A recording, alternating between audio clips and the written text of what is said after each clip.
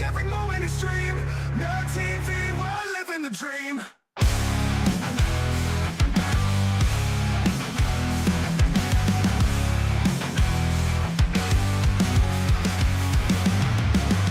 Roaring engines, pixels bursting like flames. Digital warriors, no face, just names.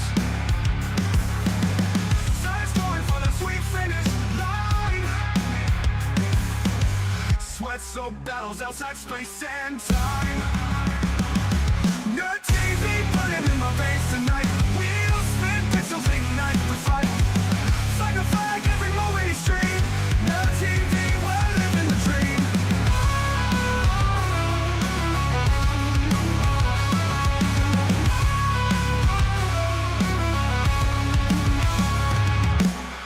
Roaring engines, pixels burst like flames. Digital warriors, no face, just names. Giants calling for the sweet finish line. Sweat-soaked battles outside space and time. No TV burning in my veins tonight. Wheels spin, pixels ignite the fight. It's like a flag, every moment is dream. No TV, we're living the dream.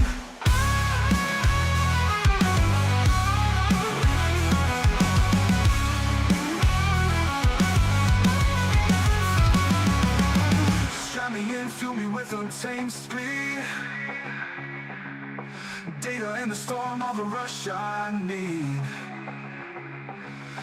Glitches on the edge, chaos in the stream. Sim racing paradise, unraveling the sea. No TV burning in my veins tonight. Wheels spin, pixels ignite the fight. It's like a flag, every moment is dream. No TV, we're living the dream.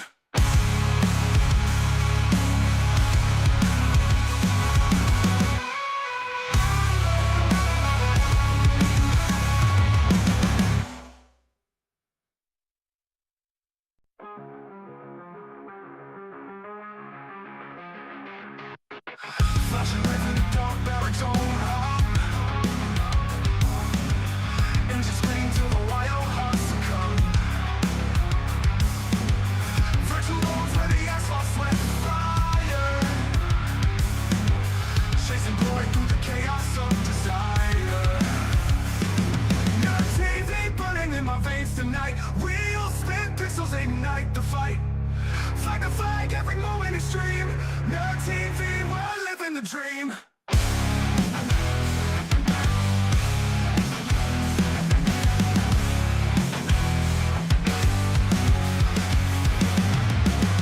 Roaring engines, pixels bursting like flames. Digital warriors, no face, just names. Science going for the sweet finish line. Sweat-soaked battles outside space and time. No TV burning in my veins tonight. Wheels spin, pixels ignite the fight. It's like a flag, every moment is dream. No TV, we're living the dream.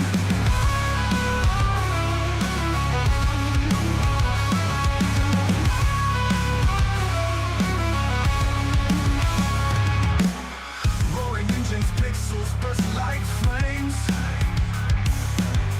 Digital warriors, no face, just names. Giants calling for the sweet finish line. Sweat-soaked battles outside space and time. No TV burning in my veins tonight. Wheels spin, pixels ignite the fight. It's like a flag, every moment is dream. No TV, we're living the dream.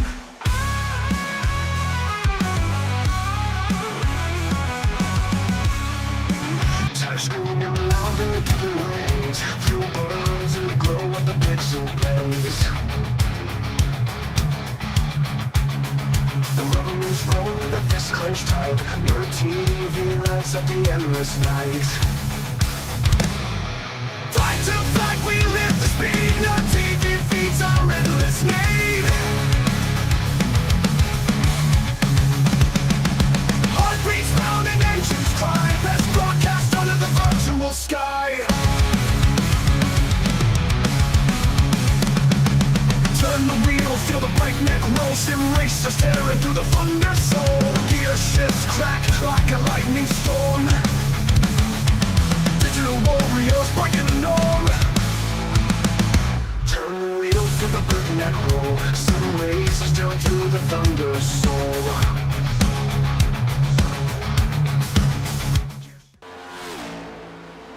And welcome back to Nerd TV for another Smoky Mountain Sim Racing League race live from Las Vegas Speedway here on the virtual side on iRacing as we get our countdown to green underway. Presented by, of course, Icon Apparel Company. We're race number 2 now, so we have points to talk about. And first up, weather and race conditions here. On the left-hand side of your screen, 73 degrees in the air, 90 degrees on track.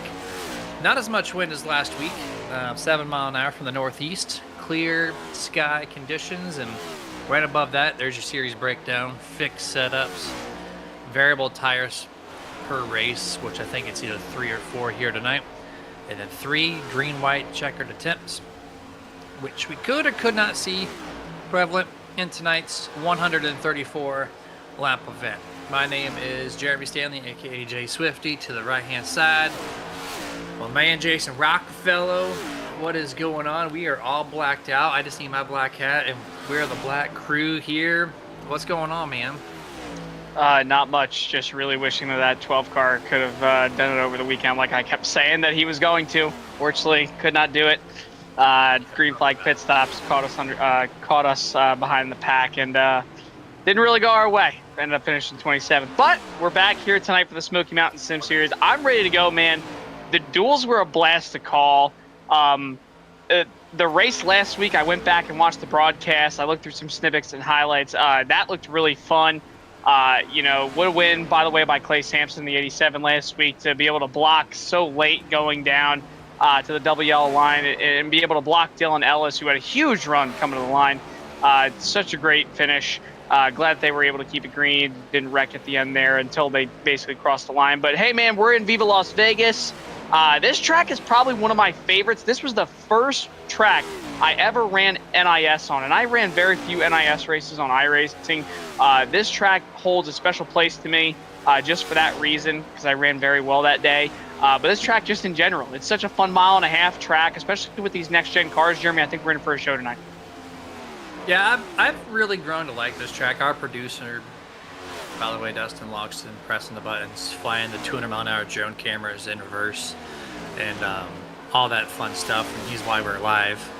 But this is his favorite track. This is his favorite track not only for just racing on a mile and a half, but it's also his place to finish off a season, because he likes to roll the dice. But this place says, nope, we're going to go the real-life NASCAR schedule and do it race number 2, not race number 36. And, yeah, the high line works great, 3 and 4 especially. The bumps over 1 and 2, they're more bumpy on the bottom. So a lot of drivers choose the smoother line on the top of the first half of the track, naturally, especially if your car's on edge. So it gives them a little bit of options here and there. And yeah, you mentioned Clay Sampson winning last week. That puts him P1 in the points, Jason. So overall on the points here, as I pull that up here, we got Clay Sampson P1. He's got a 19-point lead. That's a huge lead over second place. Braxton Deweese. And then you got Jeremiah Nelson, Christopher Cash, and Jonathan Hill. That is your current top 5 after race number 1 of the season out of 17 total. And I think I agree with you, man. We are in for a nice show here this evening. Yeah, no doubt about it. It's going to be a really fun one. I mean, Clay Sampson had a great result last week. I mean, you don't really see many guys come out of a first race usually with over like a 20-point gap. But, because it's the first race of the season, they're running the chase format. It's one of those deals now. We don't have to worry about no more playoffs and this and that. So the fact that we don't have to worry about that, everything is points-based, it's going to make this whole championship hunt a lot smoother. I think there's going to be a lot of storylines to talk about for the remainder of the year. You look back at last week, or rather a couple weeks ago, we were calling the duels, and we talked about how the duels were going to be an exciting 500. The 500 had a lot of points on the line, and because you couldn't win and you're in, it came down to a great finish. There was a lot of guys who ended up wrecking. There were a lot of guys who ended up sticking around. I think these points over the next few races are really, really going to shake up for sure, especially now that this is basically, I think, Jeremy, you take Daytona aside, you come into these races like a Las Vegas or a Phoenix. Usually, those are about the two races where everybody chooses to have their second race of the year, other than Atlanta. These mile and a half short tracks. This is where you're really going to start to see your guys who are going to be really strong and your guys who are going to be middle. Your guys who are going to be really, really weak and are going to have to improve throughout the year. So this is probably the first testament to where you're really going to find out who's going to be strong this season. Yep, we certainly are. As qualifying is underway, so we're gonna get our cameras off your screen, go full screen in this session here, and learn just who has it on the mile and a half, as Jason was just telling you about. And YouTube already live. We got 14 watchers right now, and then I think 4 total on Twitch already, 4 to 5. So that's great. I love to see the Twitch numbers finally going a little bit here on these Thursdays. So appreciate y'all for subscribing and getting the notification on the Twitch side of things. But YouTube, Jacob Deck says, I'm just here to hear the sweet voice of Jason Rockefeller. So, Jason, you got the cheerleader squad usually comes for a driver first, but they're here for you first. Yeah, that's one of my old buddies, Jacob Deck. We go way back to NASCAR 15, racing a lot. Me and him talk from time to time. We actually ended up just coincidentally, we have each other on Xbox, but coincidentally, we ended up in the same NASCAR 25 lobby about a month or so ago, and we were texting back and forth on Snapchat about, oh, yeah, this guy just ran me in the wall. Stay away from him. Hey, let's work together, yada, yada. Hey, make sure you run this lane next to this track. Fun time. Jacob Deck's a great human being. I love talking to him when we can. So Jacob, thank you for tuning in here tonight. But we already got qualifying starting, and as I say Jacob's name, Jeremy, this is the track where you really got to hit your marks. A lot of guys you already see starting to run the bottom lane going into turn 1, and because of these underbodies, with obviously that in plate, whatever the heck you want to call it, across the bottom of the chassis that goes on the bottom of the suspension, it can really disturb the car. These cars have a tendency to get really snappy loose here at Vegas. Now we're going to look at Michael Hayden in a 30 machine. So turn 1 could be interesting. We're going to see some guys run the bottom, but in the race, you're probably going to run that middle lane. The 3 and 4 bottom lane is the way to be. Long run, maybe this outside lane. But this is a track, we talk about the mile and a half. This Gen 7 car for the last 4 years now, it's been one of those cars that you can run anywhere at these mile and a halves. It just puts on such a great show. So very excited to see how these guys put on a show here tonight in Vegas. Yeah, there's 38 entries, I think, is what we finalized on. 38 total. That's a Crazy. full field. That's super awesome to see.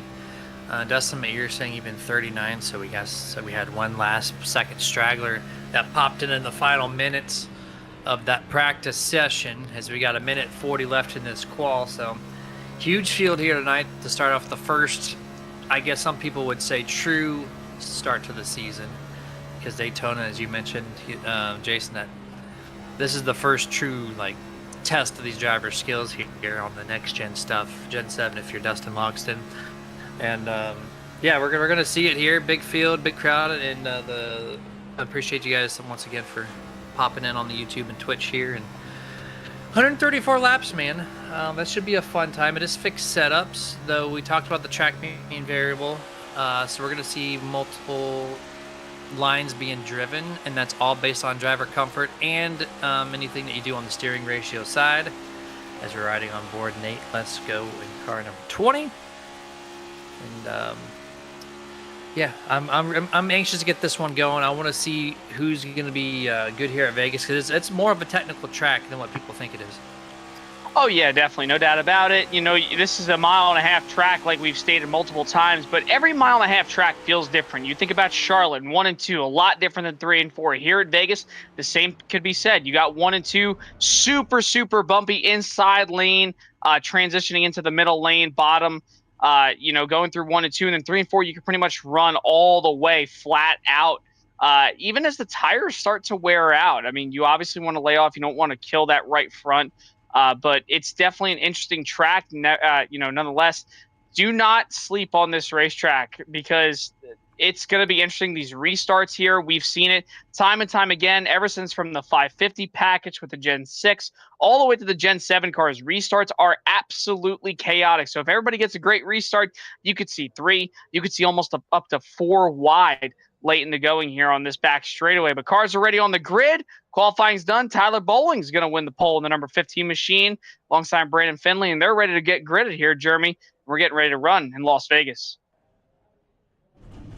Yeah, qualifying over, these guys are gridding on the front stretch here of this 1.5 mile track in Las Vegas. And here is your starting lineup for race number 2 of 17 of the opening 2026 season. Tyler Bowling in 15. We'll take P1. Brandon Finley in the 94 does start in second. Third, Nick Coffin in the 95. Bryce Hedgecock in 4th place outside row 2. Row 3, you're going to find Christopher Tate to his outside in 6th. Car number 1, Dana Ryan. Row number 4, P7, Lucas Whitehead. And then to the outside in 8th place, Brock Whitehead in car 82. And row 5, got Austin Wheeler and Jeffrey Goodpaster in 10th. Row number 6, all the way back to 30th, you have Nate Lesko in P11 and Michael Hayden in P number 12. Row 7, you'll find Braxton DeWeese, who had a strong Daytona 500 performance there last week, and Eddie Baker. Row number 8, you'll find Jonathan Hill in P15 alongside Mitch Diamond in the 65 machine. Row 9, you'll find Christian Macarelli and Blake Trowick in P18. And then row number 10, from P19 to P20, CJ Gates and Austin Thompson in the 45. Row 11, Nick Biddy in the 21st place. 22nd, Robert Hottenbach. Row number 12, 23rd, going to find Brandon Biddy. And P24 to the outside, Bill Hagan in car 5. Row 13, Dylan Ellis at 99. 87 on the outside of him, Clay Sampson, last week's winner, P26. 27th, David Mayberry into the outside. And 28th, Chris Cash. Row 15, Carson Hodge in 29th. P30, Javier Zabata. Row number 16, you're going to find Natasha Bedoin to the outside of her. Raymond Bell in 32nd. 33rd, Charles Whitehead in car 40. Stephen Harden in the car number 27 will start in 34th. 35th, Kevin Bolick to the outside of him. Jeremiah Nelson, car number 21. P36. 37th, Dylan Picklesheimer. And then Tyler Curry in 38th. And then the last driver, car number 39. Well, position number 39, car number 6. That's a huge field there, Jason. Love to see it. That was Joe, I think it's David. That's his last name, if I'm pronouncing that correctly. Appreciate you guys once again. We got 1 lap for pacing, and then we go 134 laps. Hopefully we go majority green flag. We'll see how these guys go. And girl, for that matter. So, here we go, man. Yeah, it should be interesting. Jeremy, I don't know if we've ever here, out of the history of me and you calling races together, we've ever had damn near a 40-car field. We got 39 out of 40 drivers. 40 is the standard for a Cup field. This is going to be really, really exciting. I know I missed last week, but it looked like it was a lot of fun. Today we nearly have a full field, dude. I'm excited. I think this is going to be a really, really great race. I don't really know who to put my money on. I put my money on the duels for Dylan Picklesheimer and his duel. He ended up winning. I'm going to go out on a limb real quick. I'm going to say that I'm going to go with Braxton DeWeese. I think Braxton DeWeese does it, has a strong 500. I think he'll do well in that number 8 tonight. Getting the picks in early. Here we go. Green flag. This race is underway. The 15 gets a nice little launch on the inside. Paint scheme wise, there's a couple of different numbers overlapping on that Spider Chevrolet, so apologize if you get a little mix up there. Dominantly the 15 though. Single file the top 4. Top 3 as they go side by side once more there. 33 on the inside, 94 on the top. As they're going to go into turn number 3 here, spreading out already. Half the field goes high, half the field goes low. And the lines, the multiple lines are showing up even on lap 1, Jason. And you can just see, Jeremy, it's so hard to get away from one another, especially in these 1.5 miles. The Gen 7 car didn't see the 3 wide like we thought we would have. I'm sure there were some in the back. But as we look here at the Boozy, Jerky, Tipsy Cam, Dustin controlling that thing, riding down the back straightaway. You're seeing a lot of 2 wide. Front pack starting to get a little separated, but so far, so clean. Coming around to lap number 3, and everybody's running every line pretty much on the racetrack, trying to find every ounce of grip. You You see the 48 machine, Austin Wheeler brushes the wall there off turn number 4, but it's all Tyler Bowling out front. Fastest lap of the race so far with a 29.352. Devin Whitehead on YouTube says, RM boys, that's who. I guess he's rooting for the RM boys out here on tonight's field. And we're still flying the camera. We saw the 48 slap the wall last lap, Austin Wheeler. That's not going to cause any issues. These carbon composite bodies are very durable, so even a decent tank slap to the outside wall should not affect the handling, or at least the aerodynamics of these Gen 7, next gen, whatever gen car you want to call it. A little 3 wide potentially down the trial over here to fire off lap number 4. 2-car breakaway at the front, but still a lot of cars side by side, especially mid-pack right now. Yeah, you see some cars all the way up to the top of the wall practically, pulling the Kyle Larson in 1 and 2. And nobody really goes to the wall in 1 and 2. You really see a lot of guys running the middle lane, but 3 and 4, you'll see more drivers running the top of the racetrack. But you can really run wherever you want there in 1 and 2, or rather in 3 and 4. Got a little good battle here going on towards this middle half of the pack. That's the number 32, Nick Biddy, with Blake Trowick and Austin Thompson there, 56 and 45. Driven these battles all along the racetrack right now. Everybody's starting to single file out.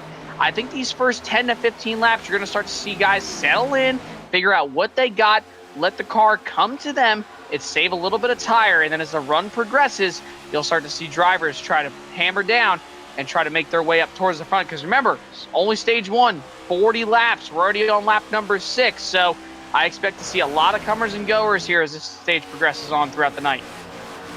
Yeah, top 2 really just kind of broken away from this field early, about a half a second plus. Over third on back. Oh, it's 5th and 6th. Almost make contact there in the middle of 3 on exit of 4. They get separated there. That was a really close situation between the 48 and I think that was car number 8 there in that Toyota Camry on the inside. Close battle here with the 1 of Dana Ryan on the outside here as they settle in single file. But there's still multiple sets of cars. 1 car mid-pack right there. One of the Camrys, the 42, he hits the wall a little bit off corner exit. So, Jason, I wonder if these cars are running a little tight here in this fixed setup. Very well could. A lot of people, you see a little bit of a brush from the wall there. That would be the number 42 machine of CJ Gates. But that's how this car really runs in traffic, Jeremy. We talked about a lot during the Gen 6 days of these cars getting really tight. Dirty air, dirty air, dirty air. I would argue to say that the Gen 7 is affected by dirty air more than anything, because if you close up on the back of somebody at 1.5 miles, boy, oh boy, do you just have a tight box underneath you. It's so hard to pass somebody. That's when you really got to start searching for grip around you. You see the 42, though, easily able to get around Christian Macarelli there in the 104 machine. Moves to the outside lane, going to run that middle lane. You don't want to run the bottom too much in 1 and 2. In the long run, it'll help you on those tires, but on the short run, don't want to run down there. You'll just kind of bottom out, slap the racetrack, don't have too much grip. There's so many different lines to run here as they work all 4. As we're going through the couple of drivers here, I noticed that the 20 of Nate Lesko, if we can go get his driver image on the bottom of the screen as we go on board with him. I saw what he did with his driver image. I don't know if that was like that to open the season, but he's got the Fox graphic, man, with the next quick driver suit. I thought that was a really cool touch. I don't know if you caught that there on the starting lineup. Oh, I did. I honestly, listen, I am somebody, and I'm going to give a really big hot take. I did not mind the Fox cartoon graphics. I thought it looked great. I thought that it looked like it was a superhero. I guess that's maybe just the nerds in us coming out, because I know Dustin in our ear just said, yeah, it definitely is.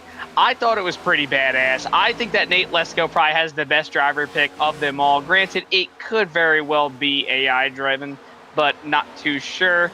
I think it looks great. I think a lot of these other drivers look great with all of theirs. So look at Blake Trawick. Blake Trawick has one of the funniest things I've ever seen.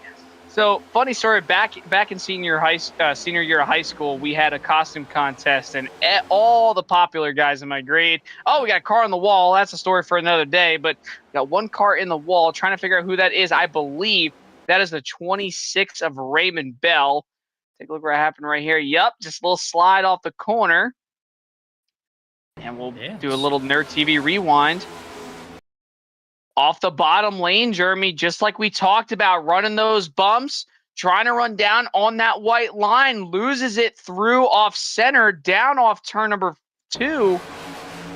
Has it cranked to the right, had it about saved until, where is this coming from? And then, he just overcorrects it. And that's why there's no caution, too. We talked about this in the last couple of broadcasts. Because there was nobody in the way, or because he was down below the racing surface, there is no yellow. And because nobody was coming from behind him, there will be no yellow. So a little bit of a heartbreaker earlier on for Raymond Bell. Surely that could very well end his night. He'll have to come to the pits and probably repair some of that damage. So that was a lot there once we saw after the fact. Oh, another one around almost. Lots of action. The cars are starting to feel that mid-run performance. The tires don't have the grippy grip anymore. And, yeah, it looked like the bumps really upset the 26. He got tight. Maybe he's running a little slower. So, he got more heavy contact just behind the car number 8. Looks like car number 10, that'd be Mr. Jonathan Hill, hits the wall pretty decently there. And then, again, scrubs it barely. But it looks like he was trying to get that car down to the bottom, just like that Napa Auto Parts Toyota Camry right there. And when you get right next to that apron, it can easily upset the car over the bumps and send him off. And that really destroyed the 26's day. But going back current, and actually, no, I want to go back to, again, that I agree with you and Dustin. I like the Fox graphics. I know Denny Hamlin was not in real life. But, it's all good. I loved him myself and didn't mind him. So at least someone's rocking it. Maybe that's a future idea for myself and my driver image. But as we're 16 laps in, I want to thank one of our newer partners to Nerd TV and the Nerd Twos in general, Chevy Land. In the ground running this year with their Silverado sell-off. Receive up to $9,000 off MSRP from your Silverado headquarters on select new 2026 Chevrolet Silverado 1500s. Shop the area's best Silverado inventory with over 120 Silverado models to choose from. Hurry in soon because the Silverado sell-off won't last long. Start your year in high gear with the Silverado sell-off happening now at Chevy Land, your Silverado headquarters. And you can shop all those by visiting ChevyLand.com for more information or a full listing of models in stock. A little bit of contact there coming off turn number 4. Everybody's getting really squirrely, Jeremy. 18 laps in, we're starting to see cars settle in. Lots of 3 wide, nearly 4 wide action here back towards this middle half of the pack. That's the 42 CJ Gates, 3 wide with Nick Biddy and Christian Maccarelli for a quick second. They single file back out. Everybody's figuring out what lane they want to go. You got guys going to the bottom, Maccarelli to the bottom, Thompson to the middle for a second, then Blake Trawick went to the outside. But everybody is everywhere, Jeremy. It's so hard to keep up. And shout out again, we will not stop talking about this all night long. 39 different drivers in this field, and it has been a absolute banger so far. Just 19 laps in. Great racing all the way around. Yeah, the racing's been pretty good. A little strung out toward the front, but like the mid-pack stuff has been phenomenal. They have not let go of each other, and this is typically what I see from this track. Since it is racy, you get these spread out groups, you get the massive pack still, like 4 or 5 deep. 20 laps into a run to me is a very big pack here at Vegas. So you can see the driver talent. As we actually load up the iRacing iFlag track map for the first time, you're going to see what 20 laps at Las Vegas does in the Gen 7 era and the Cup side, and almost half the track is consumed at one consecutive time. As I'm still watching this pack with Jeremiah Nelson in the 21. He's running that wall line in turn 3, like you mentioned about 10 laps ago. Christopher Cash in the 69 did the same thing. I personally, about halfway in my run, if it's Xfinity or O'Reilly now, or if it's the Gen 7, I run that wall in turn 3 and 4 because it's so much fun. You carry, there's a wreck in the back, 22. Decent contact to the outside wall. Still no caution at this time. There it is. Caution's out for the first time on lap number 21, involving 2 race cars. It looks like maybe the 27, a Hardin, and the 22. You see him on the screen right now, and the old Mark Martin Valvoline. That's Javier Zabata. Yeah, we'll take a look here at the replay. Just loose off turn number 2, right in front of the field. Overcorrection. That's about the second or third overcorrection we've seen here tonight. Tolling totally broken. And you see right there in front of Stephen Harden. And Harden gets involved. A little bit of contact. Doesn't look like too much damage, but it's all about the internal components, not so much the cosmetics for Harden. Here's a look at it again. Off turn number 2. And we're going to take a Nerd TV rewind through 3 and 4. There you go. You saw the car unload. I want to take a look real quick again through the Nerd TV rewind. Let's take a look. Watch this car bump, Jeremy, going through the center right about here. You're going to watch this car unload right there. It starts to bump out a little bit, and it's going to hit this white line. And that's the second time we've seen this tonight. From the bumps, trying to get it straightened out, hits that white line, gets really loose off 2, has it corrected, then boom, overcorrection right into the wall in front of the field, right in front of Stephen Harden. That could have been a massive wreck, but fortunately only collects 2 drivers, but unfortunately for them, that's going to set them back way in the back and very well could end Zapata's night there in the 22.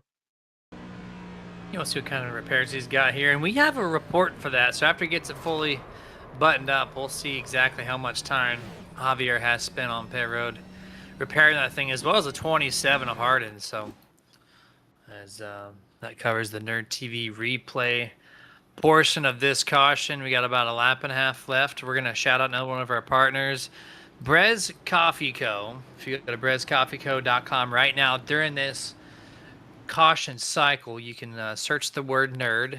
2 flavors are going to pop up. One of them is ours. That's that sugary sweet joystick flavor. Churro based, and then you got a couple different creamers that you can buy from your local store and pair with it, and it makes a fantastic medium blend coffee. So it's going to be brezcoffeeco.com, promotion code SUPERNERD. It's going to save you 10% on your purchase when you do buy a bag from them, and recommend it. It's a great way to start the morning. I love the churro flavor. There's a lot of times, Jason, where I'll go to like a local coffee shop. Like this morning, we had one of my work reps. They brought us all coffee, and since it was free, I was like, let me try one of these random flavors that doesn't sound like it's going to taste good, and it was crap, in my opinion. But this one, I actually dig it a lot. So once again, brezcoffeeco.com. I love myself a good cup of coffee. There's nothing like it in the morning, waking up early, late, don't matter when it is. You could always use a cup of coffee. And I'm sure these guys are going to use a cup of coffee here probably during the middle of this race, because it is going to be a long one. We're only on lap 24 out of 134. In just 11 laps, it'll be 100 laps to go. It will be in the double digits shortly after that. But so far, we had some guys pit. Here's your patch-up report. You saw Braxton DeWeese take 50 seconds to repair. Javier Zapata, 25 seconds to repair. They are both towards the back of the pack, all the way towards the back. But Brandon DeWeese, I'm not really too sure what happened to Braxton DeWeese. He was my pick to win this race. I'm sure we'll find out what happened to him as the race progresses. More than likely, probably hit the wall. Didn't like the handling of his race car. But Jeremy, back to it here. And here's the Nerd TV replay. This is the 15 machine. And this would be, I believe, trying to figure out. That is Tyler Bowling. Waiting for the pace car. Okay.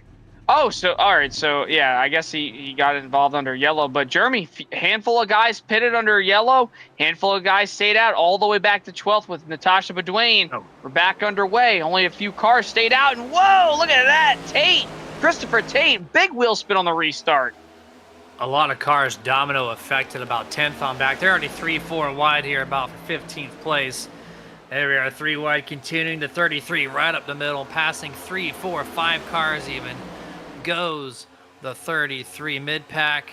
Up to the big front crash! real quick, and here we go, multiple cars, 48. There's about 3 or 4 in total that are at least sideways. 48's going to get the worst of it. We got a lot of replay, Austin Wheeler involved. Doesn't look like it's too much damage, but here we are, 3 wide up the middle. Oh, Austin just slides up in front of the 94 here. He's going to tank slap. Is that Harden? Yeah, it's going to be Harden there. So 3 cars. I don't know if there's a 4th one involved, but again, I think he's going to get that carbon composite body luck here and not have too much physical damage to this car. Yeah, that's just coming up wrong place, wrong time. Saw the 48 Austin Wheeler, just like you said, Jeremy, comes right up in front of traffic, collects a few drivers. There's the 84 machine there. Lots and lots of drivers involved. Or rather, not lots and lots, but a decent amount of drivers involved. And this is the product. You have guys who are on older tires leading the field, and they're going to get held up by drivers. And coming off two there, that's a troublesome spot. We've seen it time after time as the years have progressed here at Las Vegas, whether it be in the sim or real life. Drivers will stay out. The drivers behind them will either be held up, and the drivers who are also in new tires with the drivers who are being held up will be like, "Oh, well, clearly you're kind of stuck somewhere, buddy. I'm going to try to go around you." Everybody scrambles for position, and ultimately you have a wreck like that. And Jeremy, I do not believe, or rather, I believe that is probably not going to be the last time we see that tonight. And getting word from race control. The 94, Brandon Finley, the one who was on the outside of the 3 wide there, midway down the back straightaway, given the EOL penalty for bringing out the second caution on lap 25.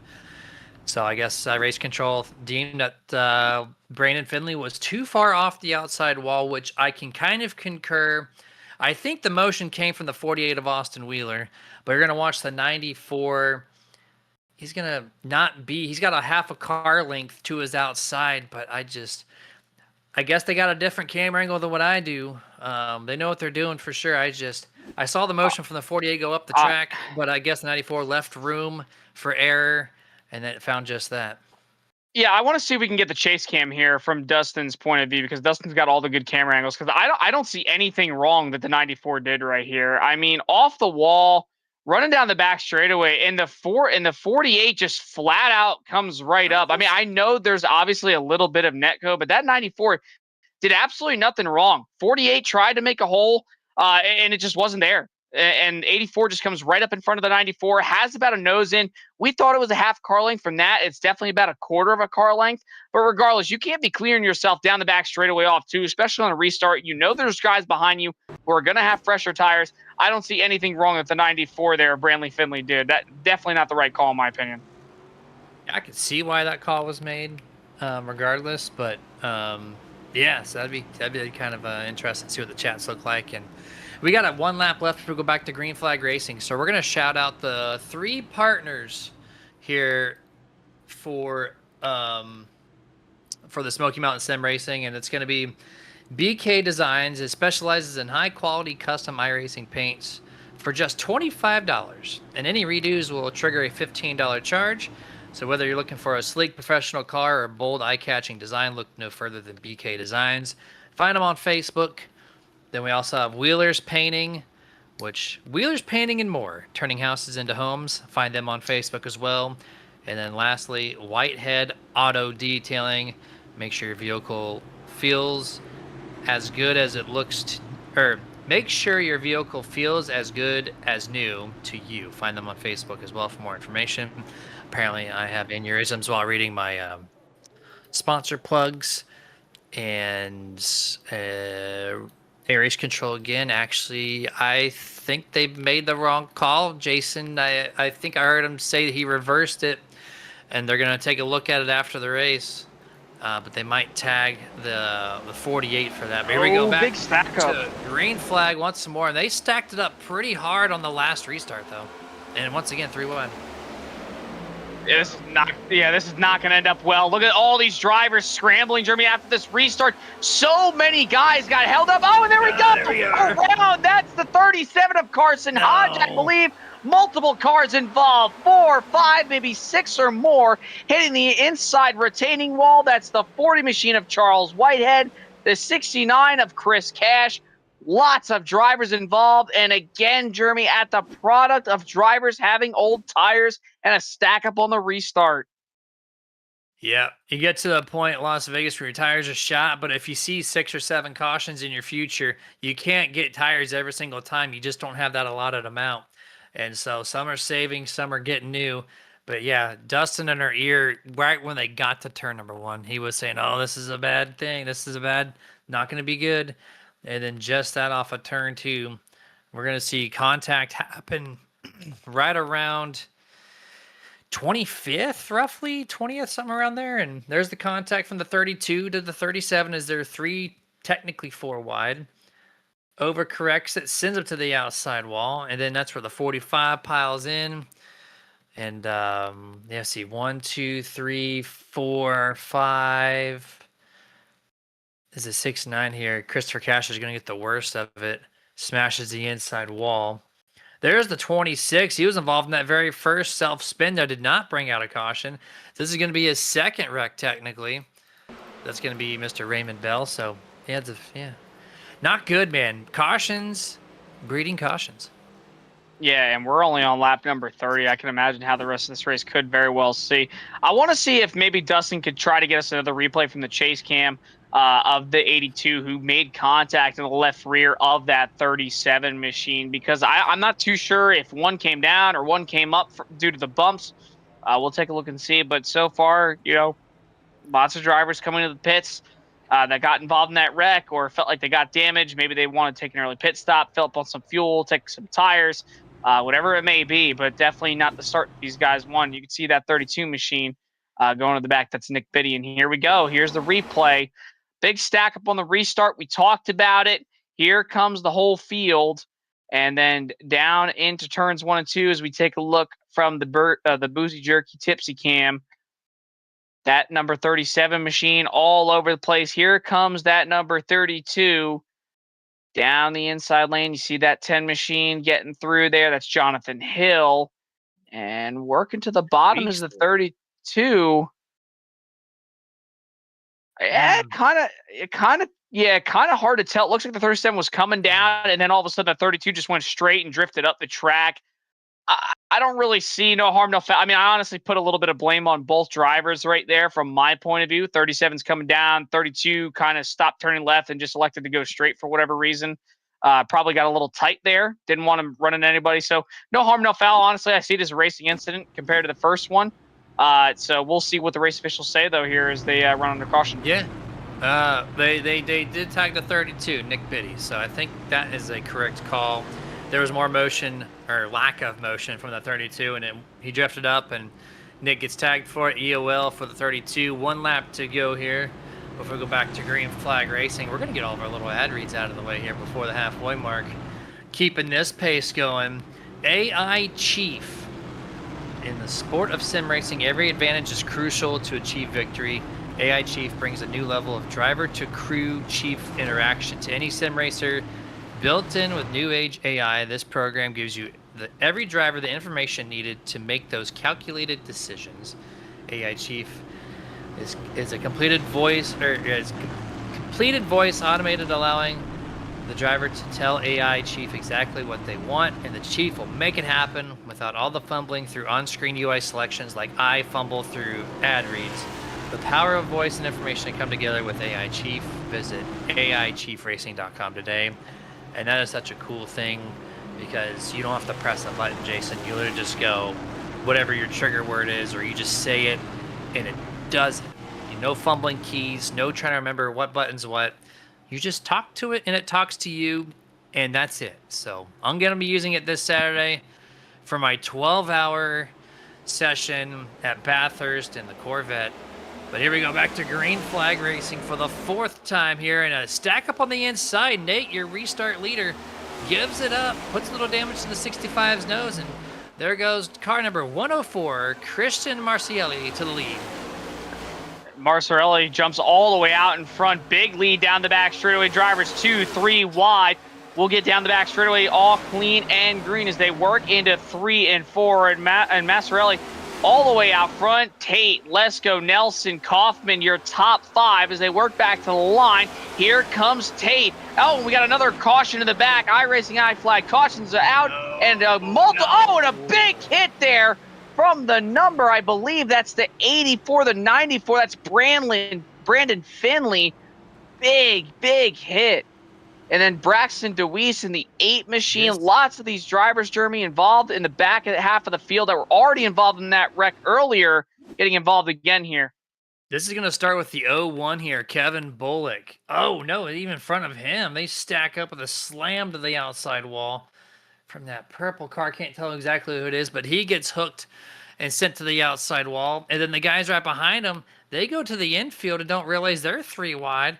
And then they stack up on top of each other here and causes chaos here on lap 33 on the front straightaway. So about another 5 cars damaged out of this one. And then a couple cars now, Jason. Multiple wrecks involved early on. So some very bad luck for some drivers out here.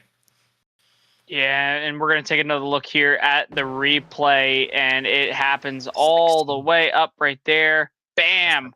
Little bit of, yeah, just a little bit of an overcorrection on Natasha's end there. Into the wall, stacks everybody up.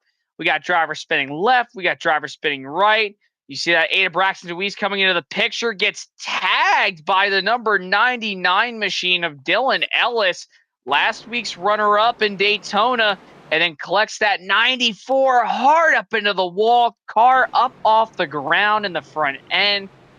And man, oh man, shout out by the way to Javier Zapata for slowing down everybody else behind him as well, to not pile into that wreck like Natalie Decker last Saturday at Daytona on Sam Mayer. So great job by everybody else. That could have been a lot worse. We've seen wrecks at Vegas off turn 4, where usually if it's one, it's many.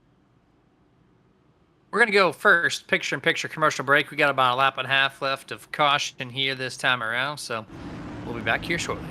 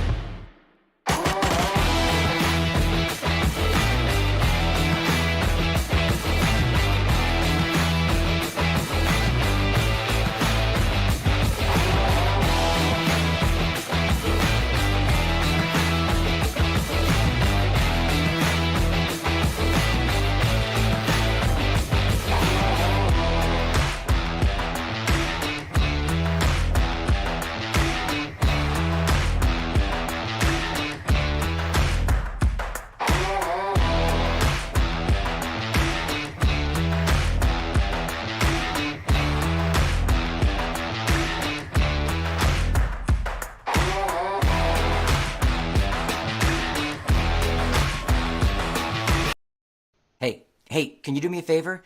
I'm really hungry, but I'm trapped in here, and I dropped my last piece of boozy jerky on the floor. I can't reach it. Would you mind grabbing me a bag of the most tender, flavorful, booze-infused jerky on the planet? I promise I'll pay you back. I mean, I'd eat my piece, but I can't reach it. Oh, actually, I got it. Oh, it's so good. It's so tender, so flavorful. You should really pick yourself up a bag. But if you do, you can't eat it in here. Now, this is my spot. I own this spot. Boozy jerky. The original booze-infused beef jerky. Here we go, full screen, back to green flag racing on lap number 37. The 9, Christopher Tate gets a great jump over Nate Lesko in car number 20. It's going to let, contact, 4th, 5th place in 95. He almost goes around Nick Kaufman here as they go door-to-door contact now with the 65 Mitch Diamond. He's a little stuck on the bottom here, gets pinched on corner exit just a little bit here. Top 5 kind of get a little space in between them. 6 through 10 side by side for the most part here. Getting off into turn number 3. 3 different lanes being used already, Jason. Yeah, you see that number 12 machine. Oh, big crash! Oh, no. To the front of the field, the 21 around. That's up towards the front of the field. The 21 of Jeremiah Nelson collects lots and lots of drivers.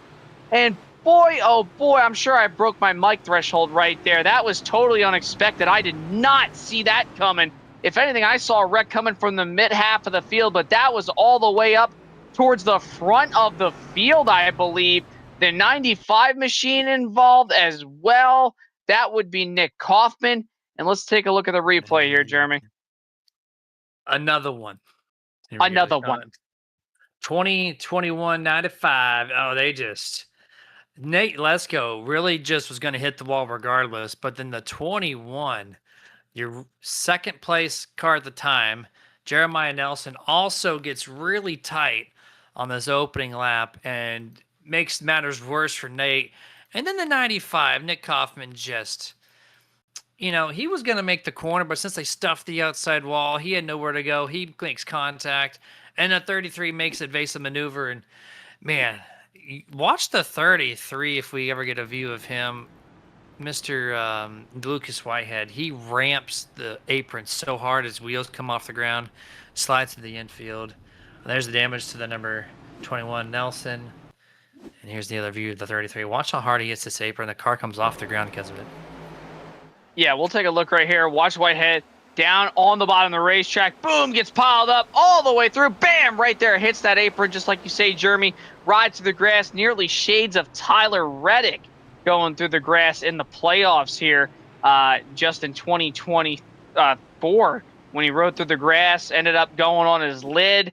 Car pretty much looked unscathed, but ended up breaking a bunch of stuff in the car internally. His day was over. But here's a look from the visor cam all the way through the grass, and could have saved it. I don't know why he just drove right in the wall. I won't lie. But other than that, that could have been a really. He was locked up. All right, there we go. So he was locked up. Other than that, good job to not get hit. He's going to be in pit road. You see him now going away from his pit stall, so he's back underway. But Jeremy, man, lots of cautions early on. You can only imagine how many are going to be out before the end of, this race. We've had lots of drivers. I know stage 1 is about to end here, coming to lap 41.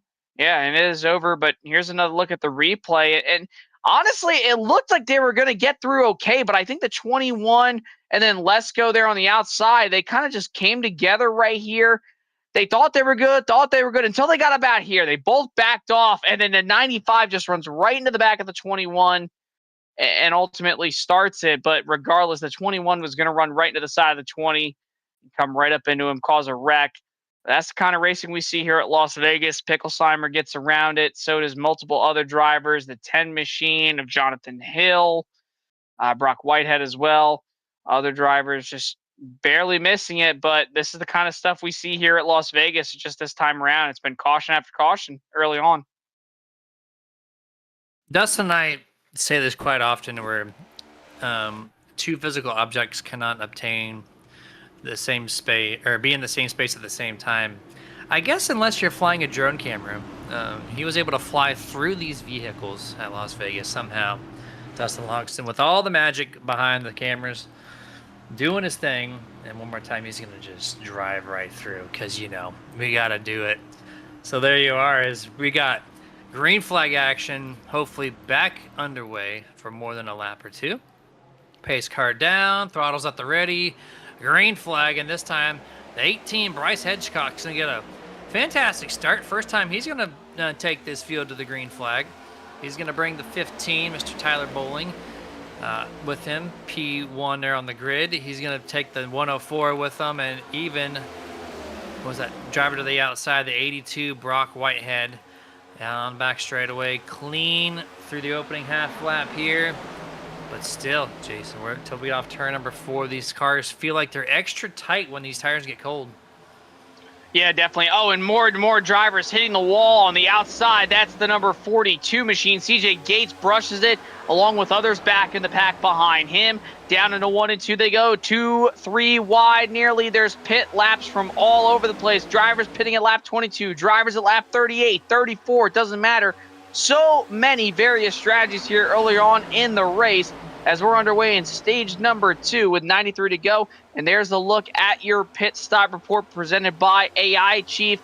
other drivers in the wall as well, but you see 4 tires, fuel only, 2 tires. So many strategies here. Tyler Bowling, though, with the lead as we work back into 1-3 wide for a moment. That's the 95-69, and also the 12, Dylan Picklesheimer, also known as Dill Pickle. Oh, my goodness, so many different battles all over the racetrack. 3 wide still, about halfway down the field. The number 12, Dylan Picklesheimer up top, 32 in the middle there with Nick Kaufman on the bottom. As they go now 2 wide here to complete lap 43 onwards to 44. A lot of 2 wide through this field opening laps on this restart. Still pretty chaotic mid-pack as you're keeping an eye on this section of the field because this is where most of the action is. The top 7 or 8 have single filed out as you got a quick glimpse of that. 3 wide down the back, heading off into turn number 3. And as we head into 3 and 4, there's the 8 machine going through turn number 3, trying to rip it down to the bottom side by side with the 5 of Bill Hagan, who had a strong performance in the Daytona duels. I believe won one of those duels, and currently in the back half of the field right here. Yeah, duel 1 winner in 21st. Everybody's starting to single file out, Jeremy. Maybe this is the time where we're going to start to see drivers get their bearings straight. No more wrecks, hopefully, knock on wood, as drivers are in the wall up in front of the 12 of Picklesheimer. That's the 30 of Michael Hayden here as they work into 1 again. Yeah, a lot of tank slapping happening at Vegas. Doesn't matter if it's toward the front or toward the rear. Drivers all over the place are just continuing to pound down this wall like it's a Darlington stripe effect happening here. There's your patch-up report. Over 10 drivers plus in this, ranging from 26 seconds from Stephen Harden, which I'm really surprised he only has 26 seconds being involved in 2 wrecks.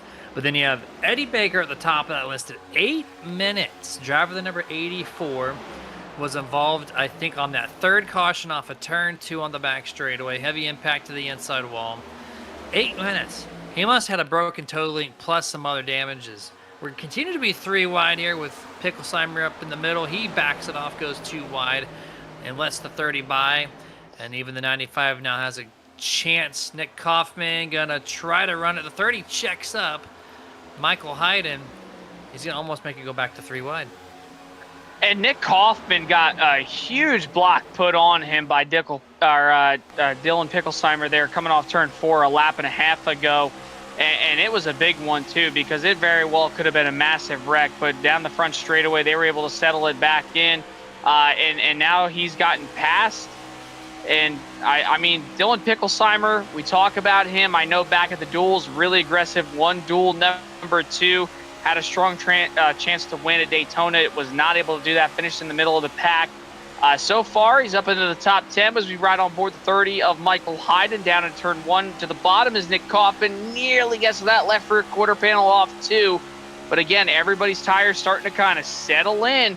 Just to mind the fact, best lap time of the night, Tyler Bowling, who has led pretty much every single lap of this race, 29.352. Last time around, 30.058. So everybody's tires starting to settle in just a little bit. But Tyler's lap time, not lap time, but his pit lap, lap 22 is when he pitted. Christopher Tate, lap 38, who's in second. But because of all those cautions, Tyler's been able to save a lot more tire in that 15. Yeah, we can kind of, let's take an early look at the pit report here. We've had quite a few pit stops, and we can kind of tell now who is taking tires, who is not.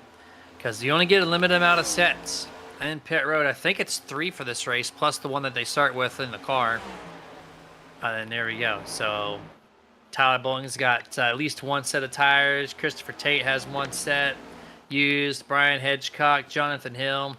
So at least 4 drivers in the top 10 has had some type of tire changes. They're splitting 3 wide. The slow car, he's got a lot of damage. He is slow, but I'm kind of curious why he chose the middle lane to get past, and that's going to cause chaos through the field. Yeah, lots of chaos there, and this is just the fact that there's a lot of drivers who have damage. There's a lot of drivers who are on various different strategies all throughout the field, and you're looking at it again at the pit stop report presented by AI Chief. 4 tires, fuel only. There's so many different drivers who have various different strategies, and that's going to play a factor towards the end of this race. I just mentioned before, Tyler Bowling able to pit on lap 22. We had all those yellows, able to save a lot more fuel, a little bit of tire as well. So don't mind the fact that he pitted on lap 22 and Christopher Tate pitted on lap 38 and be like, oh, well, Chris has clearly got fresher tires than Tyler. He should be a little bit faster, but he isn't just because of all those yellows. But look at this battle we got back on behind in the middle of the pack. That's Braxton DeWeese, Nick Biddy, Clay Sampson, last week's Daytona winner, Lucas Whitehead. They nearly came together there off too, Jeremy. Yeah, as racing continues to be very action-packed about mid-pack here, is big group of cars just cannot separate from one another, even if we're close to 20 laps into this thing. Currently sitting on lap 54. And Chaos still, that's the slow car with damage number 65, crawling this time through the outside portion of the track. And gets back up to speed there. All right, so they're trying, Jason. They're trying to get that fifth caution out there. Just don't have it just yet. Nerd TV replays got you. Let's see what happened here. Yeah, Mitch Diamond in that 65 had the inside taken away from him by Lucas Whitehead. He tried to cross right in front of him. When he did, he got loose, got on that apron, slid up big time, thought he was going to wipe up into the outside lane on that 30 of Michael Hyden. He does not, and everybody behind him had to scramble. You see the 8 machine, Braxton DeWeese, Chris Cash, everybody get around him, and we stay clean and green here with 79 to go. Counting down some more solid green flag laps here to fire off the midway point in this race. And we probably should have, if in theory, Jason, we go green all the way to the end, we should have one pit stop remaining. I think these guys can go 36 to 40 laps. You can correct me if I'm wrong, maybe even further. What should tell me? But the tires will be the deciding factor, as we've seen a lot of tire situations. 87 bounced off the wall there. So do you think the winning strategy, if they go green in theory, to take 2 tires and go hammer down? Oh, one car hard into the outside wall there toward the front. Yeah, and we also just had a little bit of a door bang here from the 1 machine of Dana Ryan with the number 95 of Nick Coffin. They are door banging each other off 2 and also off of 4 right there. Not very happy with each other. It looks like we might very possibly have beef for a small price of $9.99 here. And off turn number 2, here comes that 1 all the way to the back bumper, the 95. Off turn 2, they're able to get it situated.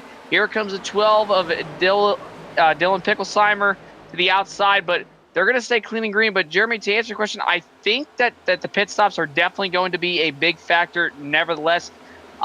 Whoever is going to pit first, I think, out of those top 5, if this stays green, I think is very well going to be the winner. Because right now, Tyler Bowling has a 1.1 second gap over Christopher Tate, who is only about a tenth or so faster than that 15 machine. And all the way back to 4th, it's a 1.8 second gap.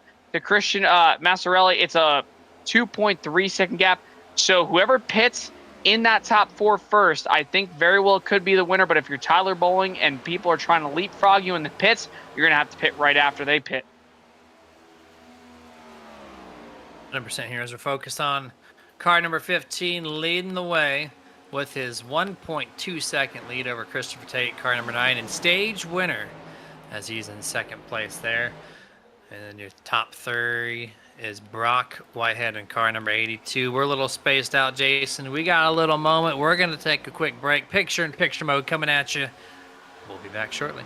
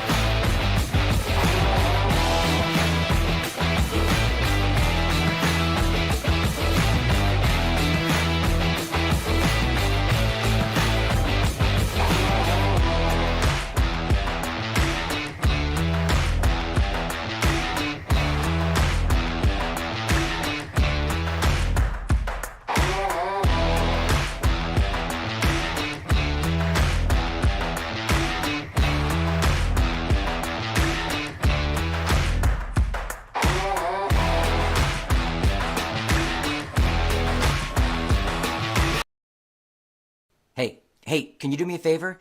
I'm really hungry, but I'm trapped in here, and I dropped my last piece of boozy jerky on the floor. I can't reach it. Would you mind grabbing me a bag of the most tender, flavorful booze-infused jerky on the planet? I promise I'll pay you back. I mean, I'd eat my piece, but I can't reach it. Oh, actually, I got it.